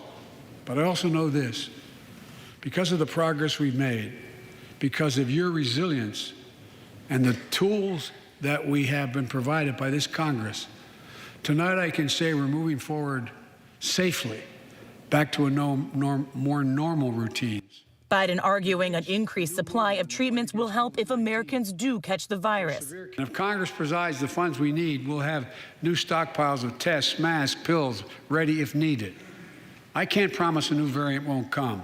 But I can promise you, we'll do everything within our power to be ready if it does. The president drawing bipartisan applause on increased funding for police and on securing the border. We should all agree the answer is not to defund the police. It's to fund the police. fund them. Before a divided nation, Biden ending with a call to work across party lines and to, quote, meet and overcome the challenges of our time. On our 245th year as a nation, I've come to report on the state of the nation, the State of the Union. And my report is this: the State of the Union is strong because you, the American people, are strong. We are stronger today. Our thanks to Mary Alice. And now let's bring in our senior White House correspondent, Mary Bruce. Mary, you were there in the room tonight for the speech that, as we've mentioned, was complicated by Russia's war and the domino effects that it may have here. How was it received in the room? Did his message seem to resonate? I think it did. I mean, Lindsay, look, I quite frankly can't remember the last time we saw so much bipartisan applause to something. Of course, all to the president's response to the situation in Ukraine, his strong message that he was sending to the global community. And, you know, the president really hitting that comment, that message of unity. We saw it in the room with members standing, but also the president really trying to tout the steps that he has taken so that America can lead this unified global response. Now, even some of the president's harshest critics, I have to say, stood up. It was pretty remarkable, waving those Ukrainian flags. Everyone sending a strong message, not just to an American audience here, but to the global community. And, of course, a message of strong support to the Ukrainian people. Of course, though, Lindsay, this bipartisan unity did not last very long. The second the president turned to his domestic agenda, we were pretty much back to that split screen that we're used to in the room. And Mary, tell us also about where Senator Manchin was sitting that caught your attention. This was really interesting, Lindsay. Senator Joe Manchin, of course, the Democrat of West Virginia, who has become something of a thorn in the president's side. He has scuttled much of the president's agenda so far. He was sitting with Republicans, actually sitting next to Senator Mitt Romney. Now, his office tells us he decided to sit there to send a message that bipartisanship is alive and well in the U.S. Senate, even if we haven't seen much of that so far, as the president has tried to pass much of his agenda. And, you know, it was notable that Joe Manchin actually stood and applauded with the Democratic Party, even as the president ticked through some of the agenda items, his wish list that he's still hoping to get done, even as Joe Manchin is the one who has blocked so much of the president's agenda. It was striking to me, though, that the president, you didn't hear him outline any big new policy push, as presidents so often do in their State of the Union addresses. In fact, he didn't even mention the words Build Back Better, which is that huge social spending plan that he has yet been able to get done. So the fact that Joe Manchin was standing and applauding, maybe a glimmer of hope that perhaps they can get some of this done in a piecemeal fashion, although I have to say our team caught up with him after the speech, and it seems he is still unmoved on many of the big sticking points. Lindsay. So that hope fading out very quickly. Mary Bruce, our thanks to you for your reporting tonight. And for more reaction to Biden's address, we bring in Delaware Senator Chris Coons, a close ally of the president. Thanks so much for joining us tonight, Senator. Thank you, Lindsay. Great to be on with you. So you know the president very well. Anything that he said tonight surprise you? Frankly, I was not surprised at the forcefulness, the clarity of the beginning portion of the speech, where he spoke to the courage of the Ukrainian people, reminded the American people that our future, our destiny as a democracy is intertwined with freedom around the world, and the importance of our commitment to defend our NATO allies. And I was encouraged by the ending of the speech, where he laid out a clear and strong unity agenda, spoke to 4 different things that should unite all Americans and all American families: concern for our veterans, support for ending cancer as we know it, the urgency of tackling both opioid and addiction crises and mental health challenges. But through much of the middle of the speech, I think he laid out in a number of important ways the things he wants us to take up, pass, and send to his desk. In some cases, I think we will, and in other cases, it'll remain a challenge. More than anything, I thought the optimistic tone that President Biden struck tonight was one of the things that will stay with me, and I hope will uplift and engage the American people. And perhaps another measure of optimism, when Biden talked about Ukraine, we saw lawmakers on both sides of the chamber repeatedly standing and clapping. What did you read from that? Well, Lindsay, I'm frankly a little hoarse from cheering. At the beginning part of it, we weren't just standing and clapping and waving Ukrainian flags, but literally full-throated cheering on the courage and the determination of the Ukrainian people.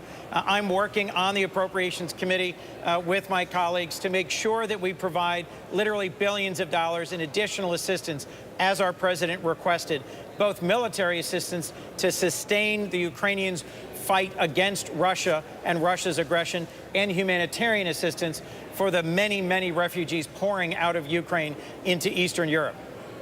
And something that we were just discussing with Mary Bruce, while we're talking about optics, Democratic Senator Joe Manchin sat with the Republican lawmakers. Why did you feel that he did that, and what message did it send? Manchin, of course, holds such a key vote right now in the Senate.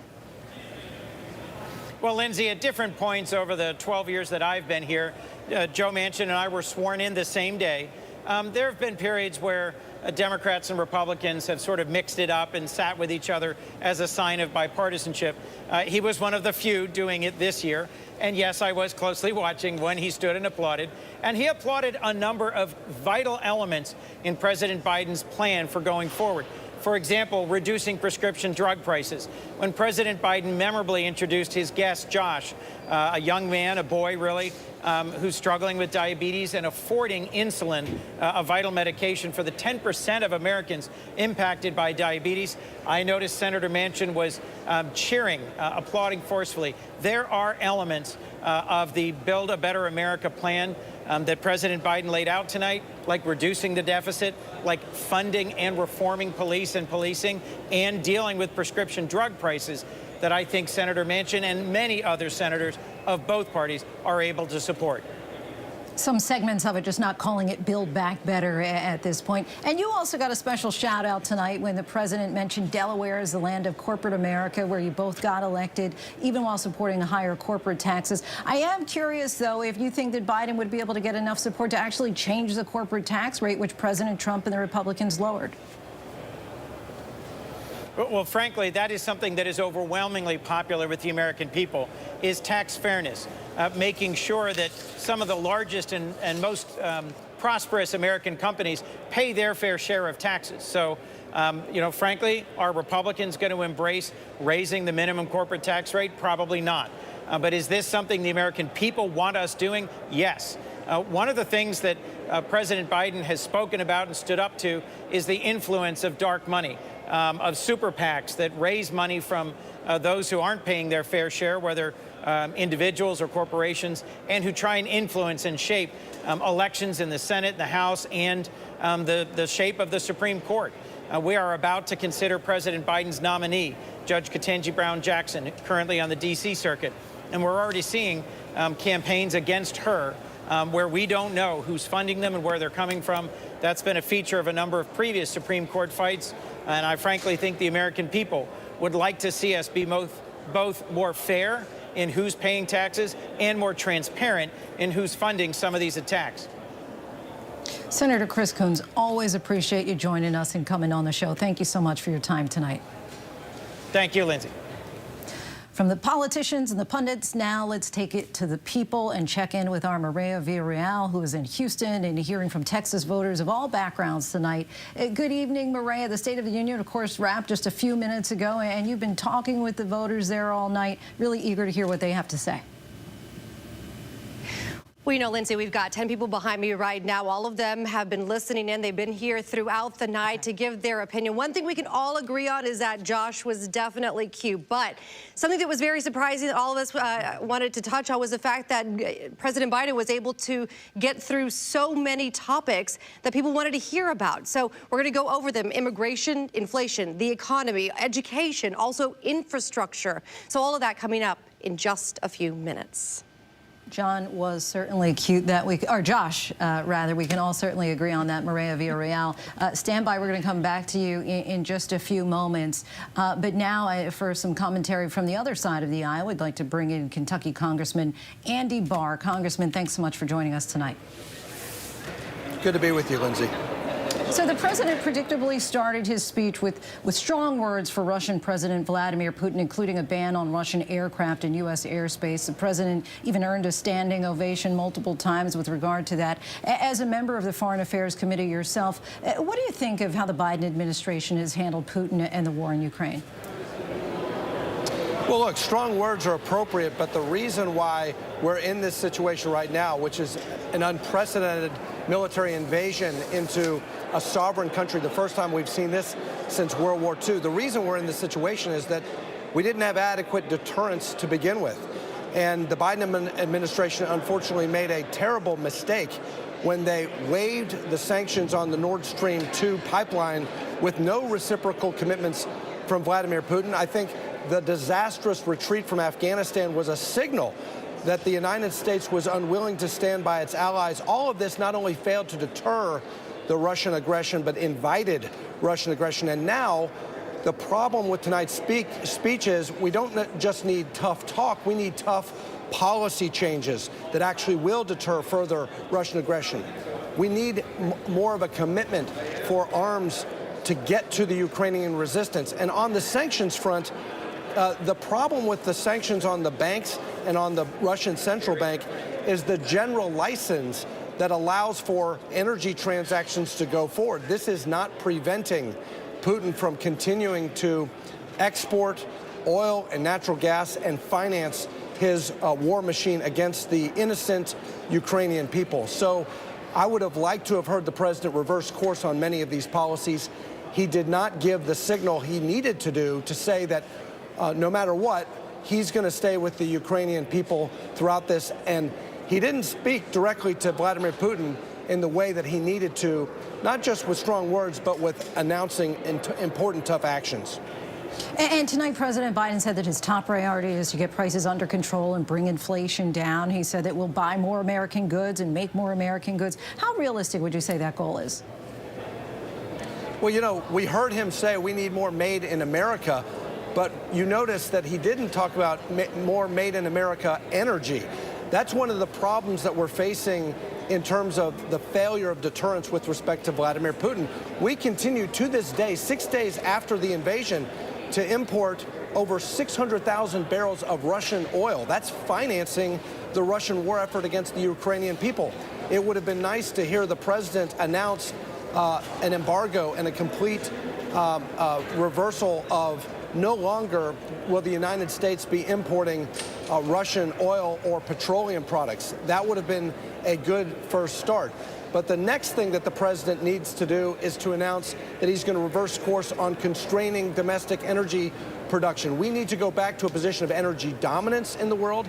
That's not just authorizing the Keystone XL pipeline. It's more leases on federal land, onshore, offshore. It means stopping the war of Biden's financial regulators trying to redirect capital away from heroic American energy companies. We need to unleash American energy dominance to lower inflation, lower the cost here at home, lower the price at the pump, but also for purposes of the geopolitical situation to deprive Vladimir Putin of the financing that he is using to prosecute this illegal, barbaric war against the Ukrainian people. And President Biden did speak in defense of police and law enforcement, saying the answer is not to defund the police, it's to fund the police. Were you surprised by the president's stance on that? Well, surprised because that's not the position of many leaders of his party who are calling for defunding the police. We are in the middle of a crime wave in this country because of policies not only to defund the police, inadequately finance law enforcement, but also bad policies like bail policies and policies that are not tough enough on criminals, deterring criminals. So, look, I mean, he can speak to that, and I'm glad that he said we don't need to defund the police, which is a reversal of some of these policies. But we need action, not just words. Congressman Andy Barr, we thank you so much for your time. Appreciate it. Thank you very much. And now let's go back to Maria Villarreal in Houston with that group of Texas voters of all backgrounds getting their reaction to President Biden's speech tonight. Hey, Lindsay, so we are back, and we want to get straight into the issues. The first one I want to talk about has to do with really some of the things that you were surprised to hear. John, you were hoping to hear something about voting rights. Did you get what you wanted? I did. It took the president quite a while to get there, but he did do it. For the black community, we needed to hear him say he is behind. He affirmed a commitment behind the voting rights legislation in the Congress to counteract this massive state legislation to suppress the vote. And we needed to hear that, and I want him to back that up after this night, because we need federal action to stop all the state action. And I also was glad that he pushed for the confirmation of Ketanji Brown Jackson to the Supreme Court. We need those two things to make America what it should be. Thank you, John. And I want to go to the back corner with Elliot. And the reason why is earlier on, we kind of had a bet going of whether or not the president would talk about immigration. I cover a lot on the border. I'm from the border, and so are you. So were you surprised to hear him touch on this, and was it enough? I was very surprised, actually. I don't believe it's enough. For a president with an administration that allowed 2 million illegal immigrants caught by DHS last year alone, most in American history, by the way, it is kind of weird to see him lecturing us about how he's going to keep the border secure. With the cartel increasing in human trafficking and sex trafficking, I like that he covered it, but I would like to see results, which he has not shown yet. He didn't give you a plan. Nothing was set just yet. No, ma'am. No plan, no details. And the area of South Texas, the economic downturn has been felt very hard by us. So I would like to see a plan in place going forward, but we'll have to see on that. Daniel, I want to come back to you because we spoke with you early on about the economy, inflation, how important this was going to be. Did you get what you came for tonight? Well, it was important.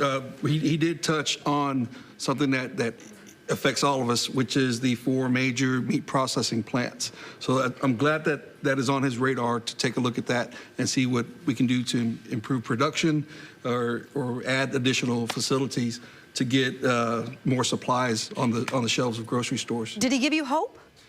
I have hope every day, but it's good.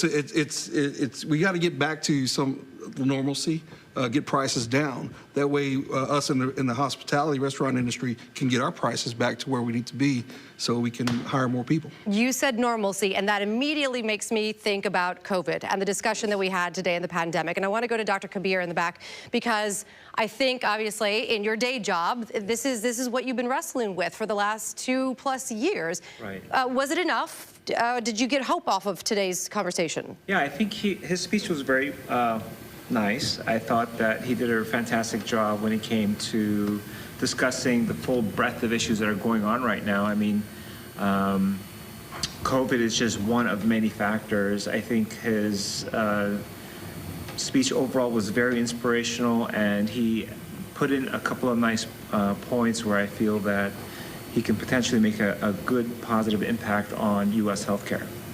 Specifically pharmaceuticals. Yeah, pharmaceuticals, attacking pharma in a way where we can have sort of a level playing field for Americans is going to be a nice start. And I think that if he can do that successfully, that is a nice beginning to balancing things out for the American public.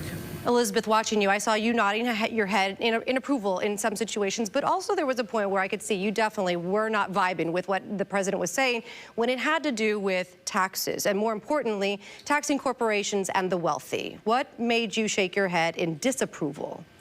Yes, well, he's repeating some of the same old tired jargon of fair share, when already the top taxpayers in the United States pay the lion's share of taxes. And also, he talked about, making things in America, right? Bringing production back to America, which I think we all support. However, if you increase taxes on corporations, and American corporations are the highest tax rate in the world, if you increase those taxes, it's going to make it increasingly difficult for corporations to produce in America and to hire American workers. I was very surprised that we went to an unsexy topic tonight, and that was infrastructure. You're already taking your mask off. Rita, I have to come back to you because, we didn't think it was going to happen, but he spent a lot of time on infrastructure. It's surprising to me that even though he didn't say Build Back Better, it was prevalent. He talked about the importance of our highway systems and our bridge systems. I loved how much emphasis he placed on new manufacturing coming online, but the only way that that's going to be successful is if the infrastructure supports the movement of goods from those places to the rest of the country. And so I think it was a good thing for him to pair the conversation about manufacturing and the conversation about our infrastructure, because they are very dependent on one another. And I want to finish off with Rabbi Estes. And the reason why is because we started to talk about hope initially when we first came on and inspiration. Did you get what you came for tonight? Did you feel like you walked away feeling better about the country? I did. I left the sense of hope. I think he's committed to helping out with Ukraine standing against evil. I loved that there was a message of unity and his unity agenda. As a religious person, it really speaks to me, and also his call out for the protection of trans youth and those who are at the most margins of our society, and that's something that really resonated for me. And I'm feeling good about the state of our union. Well, thank you guys so much for joining us tonight. I really appreciate all of your opinions. Very valued, very important tonight. And thank you for the late night as well. Lindsay, we're headed back to you now. Nice to hear that he is feeling good about the State of the Union. Maria, thank you, and thank you to all of the voters you have talked with tonight as well for sharing their opinions with us. And now we'd like to bring in ABC News contributors Yvette Simpson and Sarah Isker. Want to start with both of you here and get your reaction to tonight's address. Do you feel that President Biden made a convincing case for his agenda? And Sarah, we'll start with you. This would have been a really normal run-of-the-mill State of the Union speech for a president who's at 52% approval, 60% approval, where the American people, a majority of them at least, feel like the country's on the right track. But it was totally out of step with reality for where most Americans are. The president is at a 37% approval rating, according to the latest ABC poll. 3/4 of Americans feel like the country's on the wrong track. And yet President Biden ticking through a laundry list, largely either accomplishments or kind of small ball, frankly. And again, not really speaking to people where they are. The prices at the grocery store going up more in the last year than at any other time in their lives.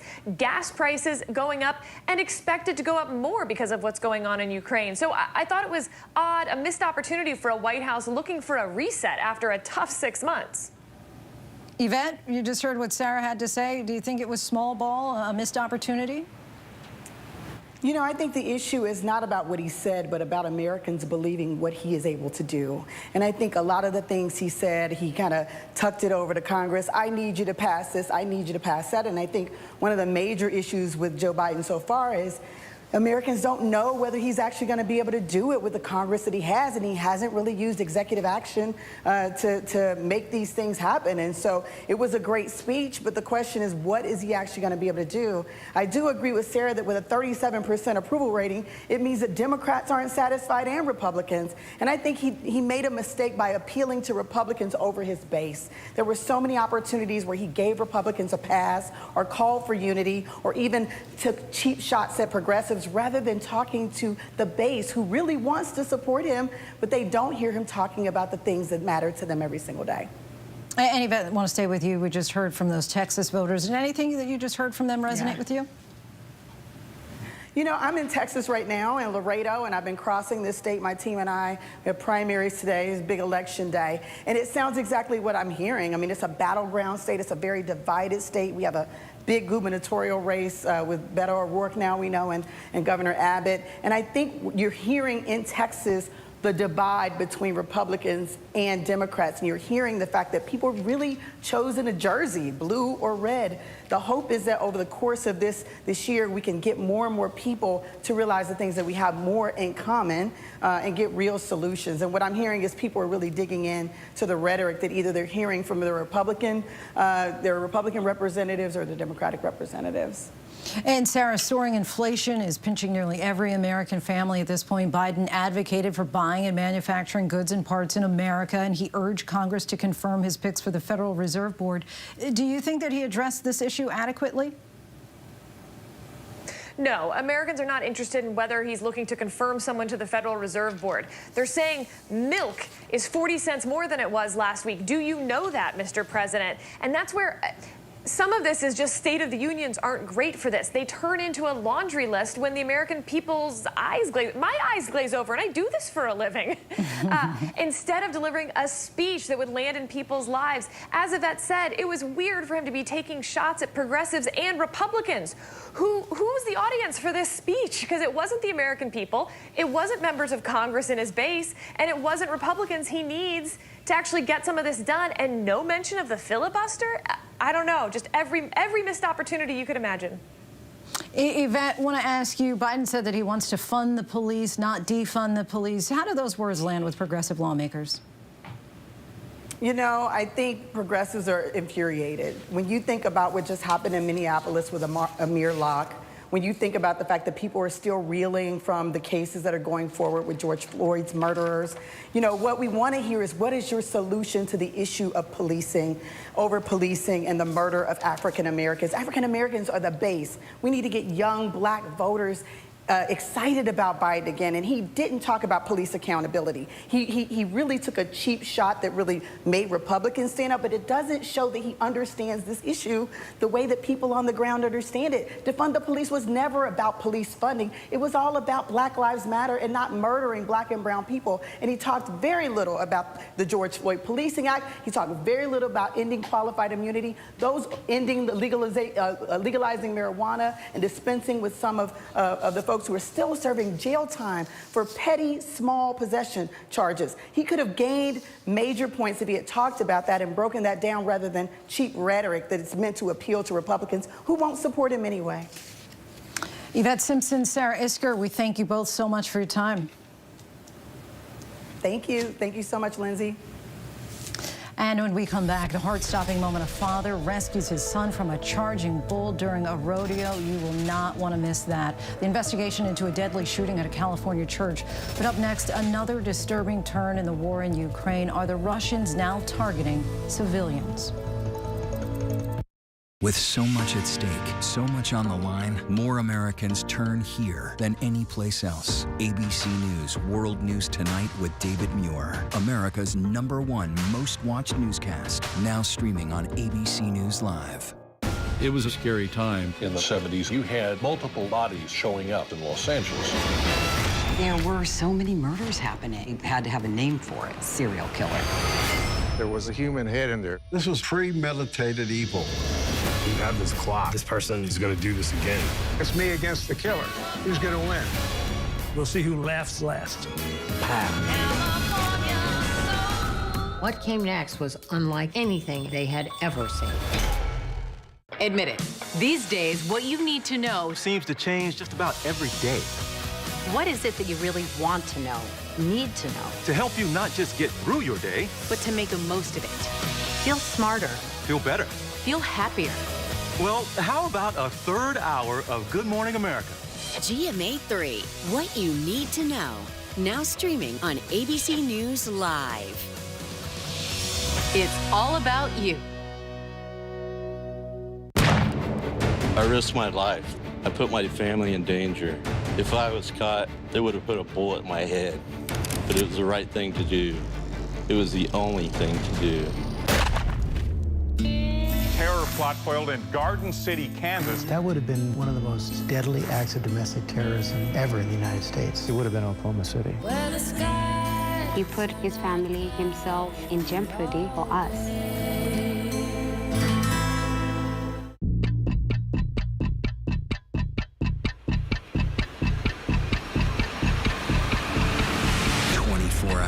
Assault on the Capitol, the ABC News original, exclusively on Hulu, now streaming. This is what being live is all about. This is ABC News Live. All right, we're gonna move out. Let's move out. We're surrounded by people squeezing into this bomb shelter. We're on an urgent delivery run. Not afraid to go there. So my question, Mr. President, what are you so afraid of? Breaking news, live events. This is the moment. Streaming straight to you, anytime, anywhere. You just met one friend right here. You're watching ABC News Live. Thanks for streaming with us. National parks are incredibly safe places, but crime will happen. Hey, Mama. My wife has fallen. She's in really critical condition. At that time, I thought it was just a tragic accident. There's still a lot of questions we need to ask. There were small things that didn't totally add up. This is 2 lives for Harold that have died now. I was shocked. Something's not right.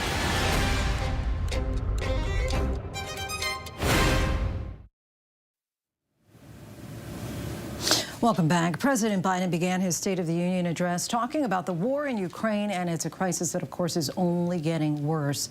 Russia now appears to be targeting civilian areas, and the refugee count is now nearing 700,000. Here's Ian Pannell.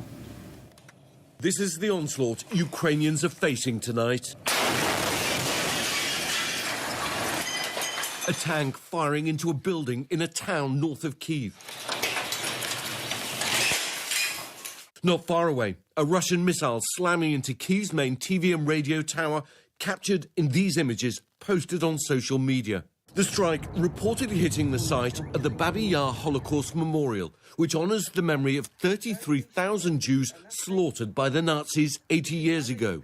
Ukrainian President Zelensky asking the world, what is the point of saying never again when bombs fall on Babi Yar?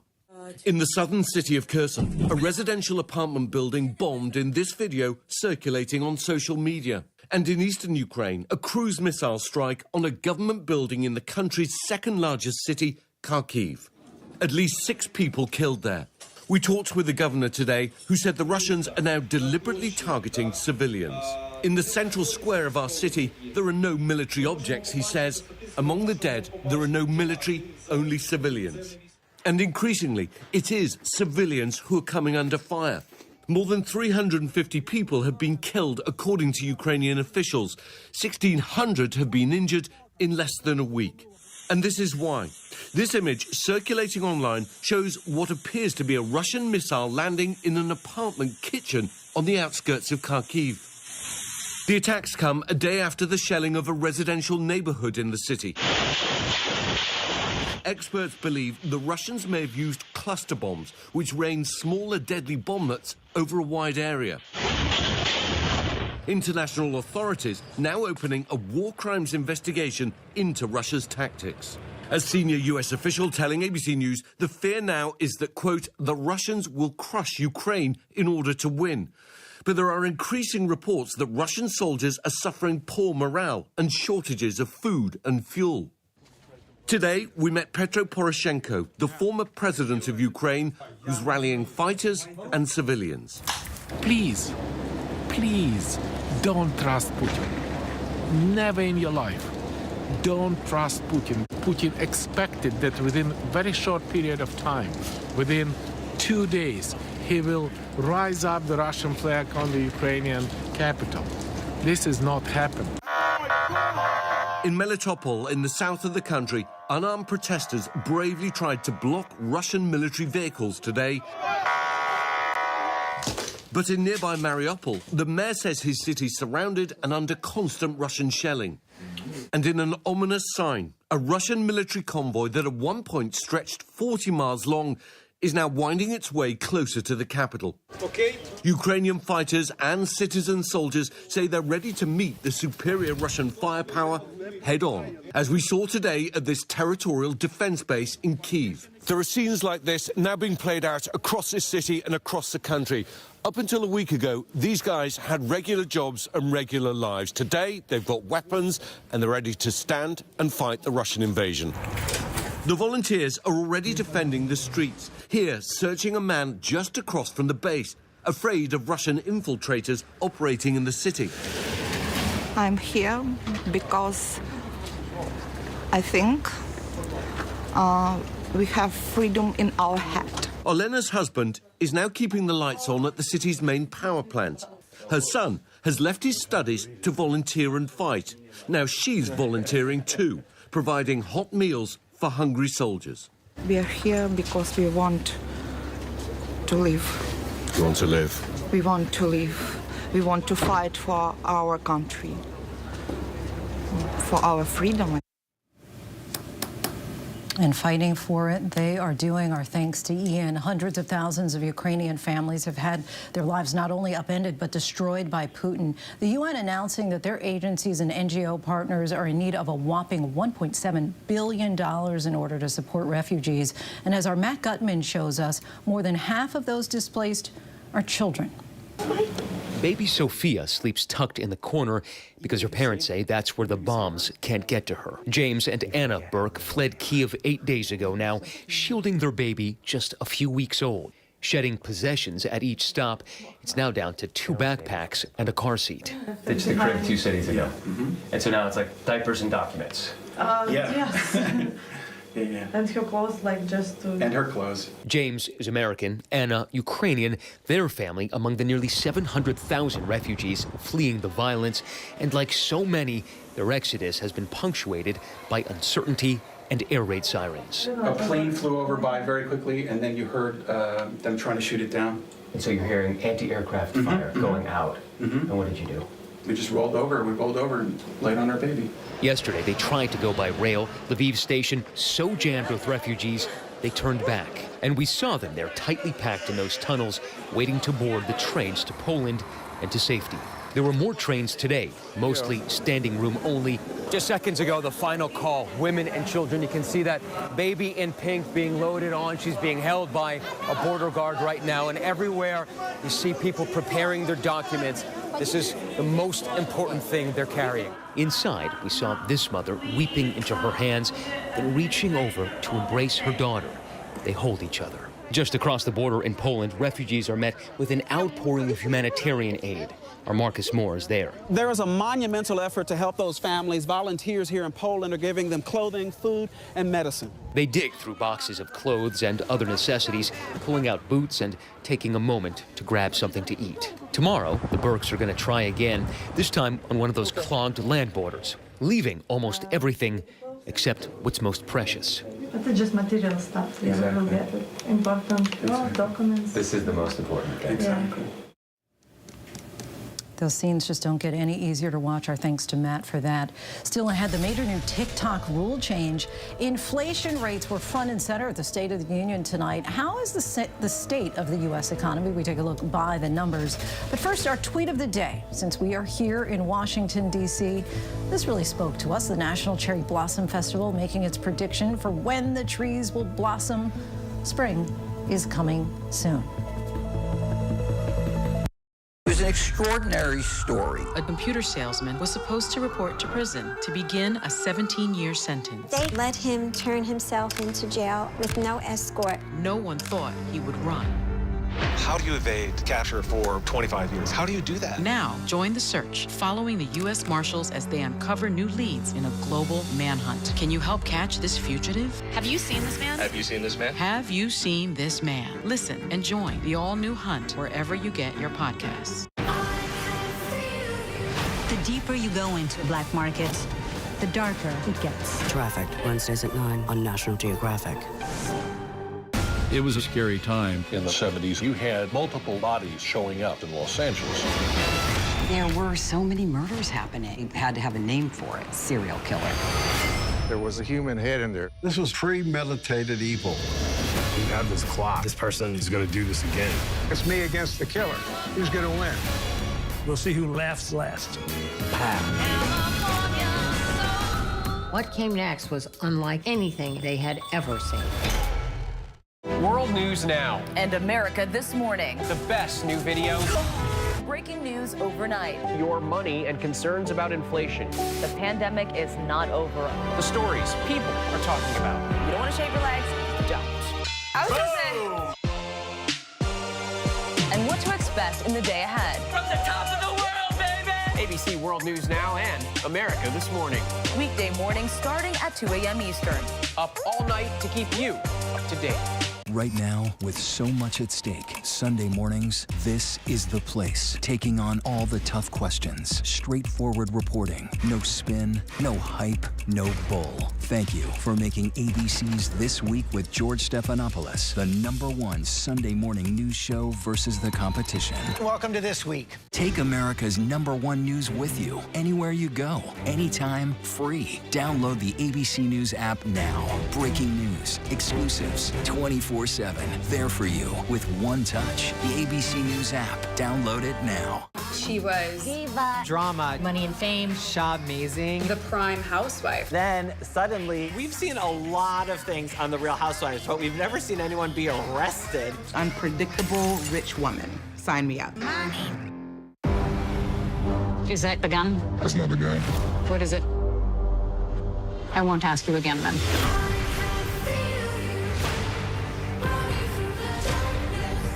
you a Nazi? The deeper you go into black markets, you put people to your life at risk. the darker it gets. Why hasn't anyone come out and spoken? It's about the money, that's why we do it. Trafficked. New episodes Wednesdays at 9 on National Geographic. This is what being live is all about. This is ABC News Live. All right, we're gonna move back. Let's move back. We're surrounded by people squeezing into this bomb shelter. We're on an urgent delivery run. Not afraid to go there. So my question, Mr. President, what are you so afraid of? Breaking news, live events. This is the moment. Streaming straight to you, anytime, anywhere. You just met one friend right here. You're watching ABC News Live. Thanks for streaming with us. Welcome back, everyone. The U.S. economy is certainly top of mind for many Americans watching President Biden's State of the Union address tonight. And of course, we'll hear plenty of politicians either pinning blame on the president or giving him credit, depending on their take. So let's take a few economic indicators by the numbers. Inflation is now at a 40-year high and could climb higher with spiking energy and grain prices from the war in Ukraine. The Consumer Price Index surged 7.5% in 1 year, with price hikes for necessities like food, rent, and electricity leading the way. A typical American family is now spending an estimated $250 more a month for the same goods and services that they were paying for a year ago.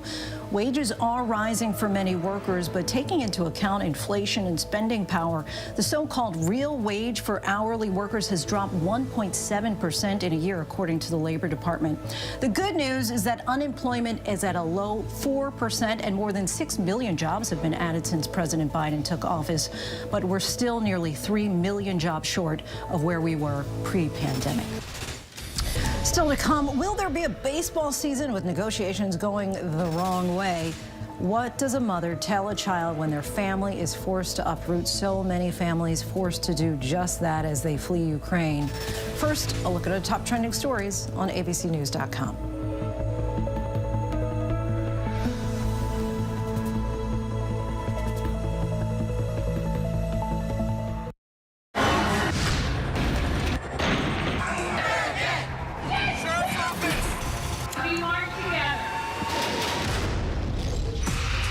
Powerful stories of our time, anytime.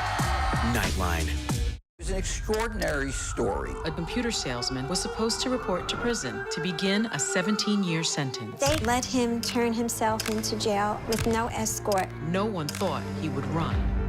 How do you evade capture for 25 years? How do you do that? Now, join the search, following the U.S. Marshals as they uncover new leads in a global manhunt. Can you help catch this fugitive? Have you seen this man? Have you seen this man? Have you seen this man? Listen and join the all-new hunt wherever you get your podcasts. Now streaming on ABC News Live 2020. True crime, cinematic, real-life drama, stunning, the unthinkable. Follow the clues. The Hunt. True crime 2020. Now streaming on ABC News Live. National parks are incredibly safe places, but crime will happen. Hey, Mama. My wife has fallen. She's in really critical condition. At that time, I thought it was just a tragic accident. There's still a lot of questions we need to ask. There were small things that didn't totally add up. This is 2 lives for Harold that have died now. I was shocked. Something's not right.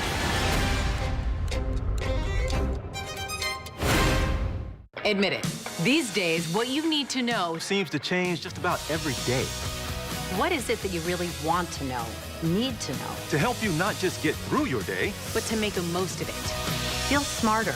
feel better. Feel happier. Well, how about a third hour of Good Morning America? GMA 3, what you need to know. Now streaming on ABC News Live. It's all about you. It was a scary time in the 70s. You had multiple bodies showing up in Los Angeles. There were so many murders happening. You had to have a name for it. Serial killer. There was a human head in there. This was premeditated evil. We have this clock. This person is going to do this again. It's me against the killer. Who's going to win? We'll see who laughs last. What came next was unlike anything they had ever seen. I know what happened, and I'm not guilty. Why the fascination with criminal trials? Figure out what's really out there. footage revealed she had murdered his family. I know in my heart they did this. It's the time of suspicion. The ending's really tough. You don't know whether truth is going to be difficult to find unless you try to find it.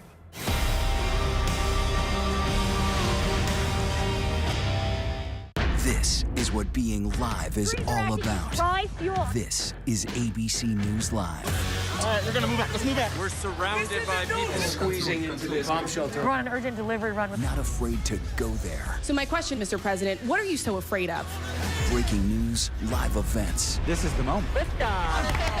Streaming straight to you, anytime, anywhere. You just met one friend right here. You're watching ABC News Live. Thanks for streaming with us.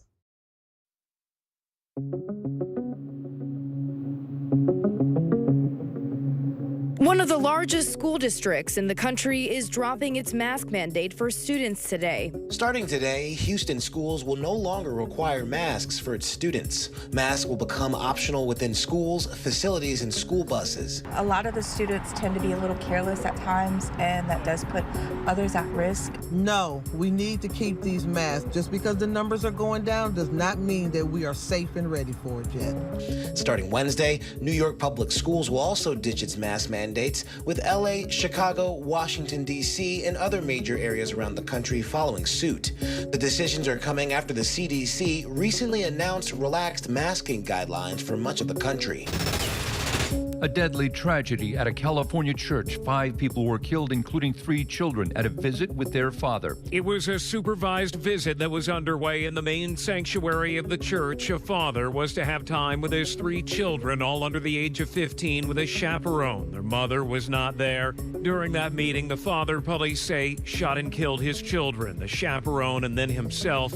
Nobody was alive when sheriff's deputies arrived on scene. The mother had a restraining order against the father. He was not supposed to own a gun. No matter what, I'm going to do what I got to do for him. At a rodeo in Belton, Texas, right out of the gate, rider Cody Hooks bucked off his bull. In this bone-chilling video shared online, the 18-year-old lying motionless, unconscious on the ground. As the bull runs wild and bullfighters try to wrangle him, Cody's father Landis, a cowboy himself, just feet away, jumping into action. Could anyone have stopped you in that moment if they tried? No, ma'am. Oh, no. Not at all. He knows how I am, and nobody could stop me. Shielding his son's body with his own. A lot of people don't like to think about, the injuries that happens in bull riding. Especially after they get on. That's just part of the everyday cowboy life where I come from. Major League Baseball and its players union failed to reach an agreement to end the lockout. Opening day, originally scheduled for March 31st, is now canceled. The calendar dictates that we're not going to be able to play the first 2 series of the regular season, and those games are officially canceled. The owners and players still remain far apart on key points like minimum salary, the bonus pool, and the competitive balance tax, a la the luxury tax threshold. The owners submitted their final and what they considered best offer around 4 p.m. The union said no deal a short time later, and who knows when we'll see the game of baseball again. For the first time since the pandemic, Mardi Gras makes its return today. The Fat Tuesday celebration is back in New Orleans. This is a 180 from this time last year when dangerously high COVID rates prompted the mayor of New Orleans to cancel the parades, a huge economic blow for the city. Local officials say hotels last weekend were about 70 to 80% full. That is good news here in the Big Easy, but a far cry from 2019's record-breaking year when an estimated 19 million tourists generated about $10 billion. Fast forward 3 years, and New Orleans has some of the toughest COVID restrictions in the South. Smaller crowds, COVID restrictions, shorter parade routes, but all the feathers, beads, sequins you can dream of as the 165-year event is back in most of its glory. A popular social media app, TikTok, is gifting its users with more time for their videos. Now, the maximum time for TikTok videos was originally only 60 seconds. Last summer, TikTok raised the max time to 3 minutes. Well, now you can create TikTok videos of up to 10 minutes long. The app auto-generates a feed of videos tailored to users' interest. It has more than 1 billion active users. The move to longer form videos will rival Facebook, Instagram, and even YouTube. Just imagine the horror experienced by so many Ukrainian families who one day were leading a normal life and then the next were forced to flee a war zone. The tough conversations that mothers are being forced to have with their children while they say goodbye to their husbands, not knowing when or if they'll see them again. This ongoing nightmare is something that our Phil Lipoff got to talk to one mother about as he reports from Poland. On the steps of Lublin City Hall, Ukrainian refugees, women and children, singing their national anthem, an act of defiance and a desperate plea for help. Singing through tears, holding their children tightly, displaying their country's colors and pain on their faces. In the middle of it all, we find Olia with her 2 children, Alexander, 7, and Ariana, just 3. Olia speaks her native Ukrainian, but here, across the border, she answers our questions in Polish. Coming here was to keep them safe. Tak, my przyjechaliśmy tutaj tylko zaraz dzieci i my po prostu mamy nadzieję, że my, nie wiem, że to wszystko się skończy 3-4 dni, my po prostu chcemy do domu. In her heart, she knows that won't be possible. Showing us these pictures of her husband with their kids, she must believe he will be okay. Right now, he's fighting the Russians. This war, the refugee crisis, too big to shield her children from. Not even little Ariana. It's almost too much to take. Oni wszystko wie. Moja córka, ona wie, co w Ukrainie, ona mówi, mama, tato będzie żył? Mama, gdzie tato? Mama, czemu nie ma tata? Mama, kiedy przyjdzie do nas tato? Mama, ja chcę do domu, ja chcę do tata. Mama, tato teraz trzyma automat, oni wszystko wie. All this mother can do is pray for her husband, her country, and protect her children here in Poland. To was drugi dom I traktujcie nas jako swoich przyjaciół. A safe place, the mayor here says, where refugees can stay as long as they want. And when I ask what Olia needs the world to know, we note something in her response. Dobrze, my chcemy dla України wszystko najlepszego. Ми chcemy, żeby był мир в Україні. Ми не хочемо, щоб Росія на нас нападала.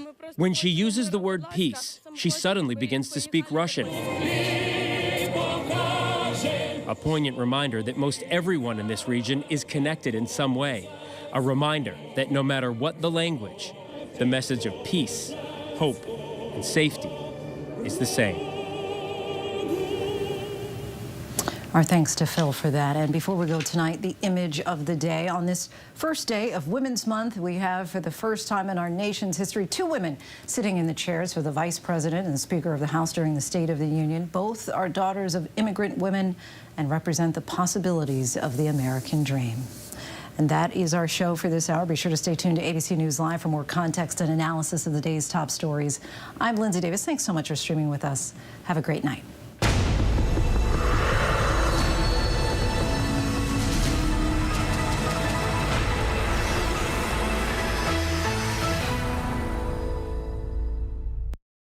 This is what being live is all about.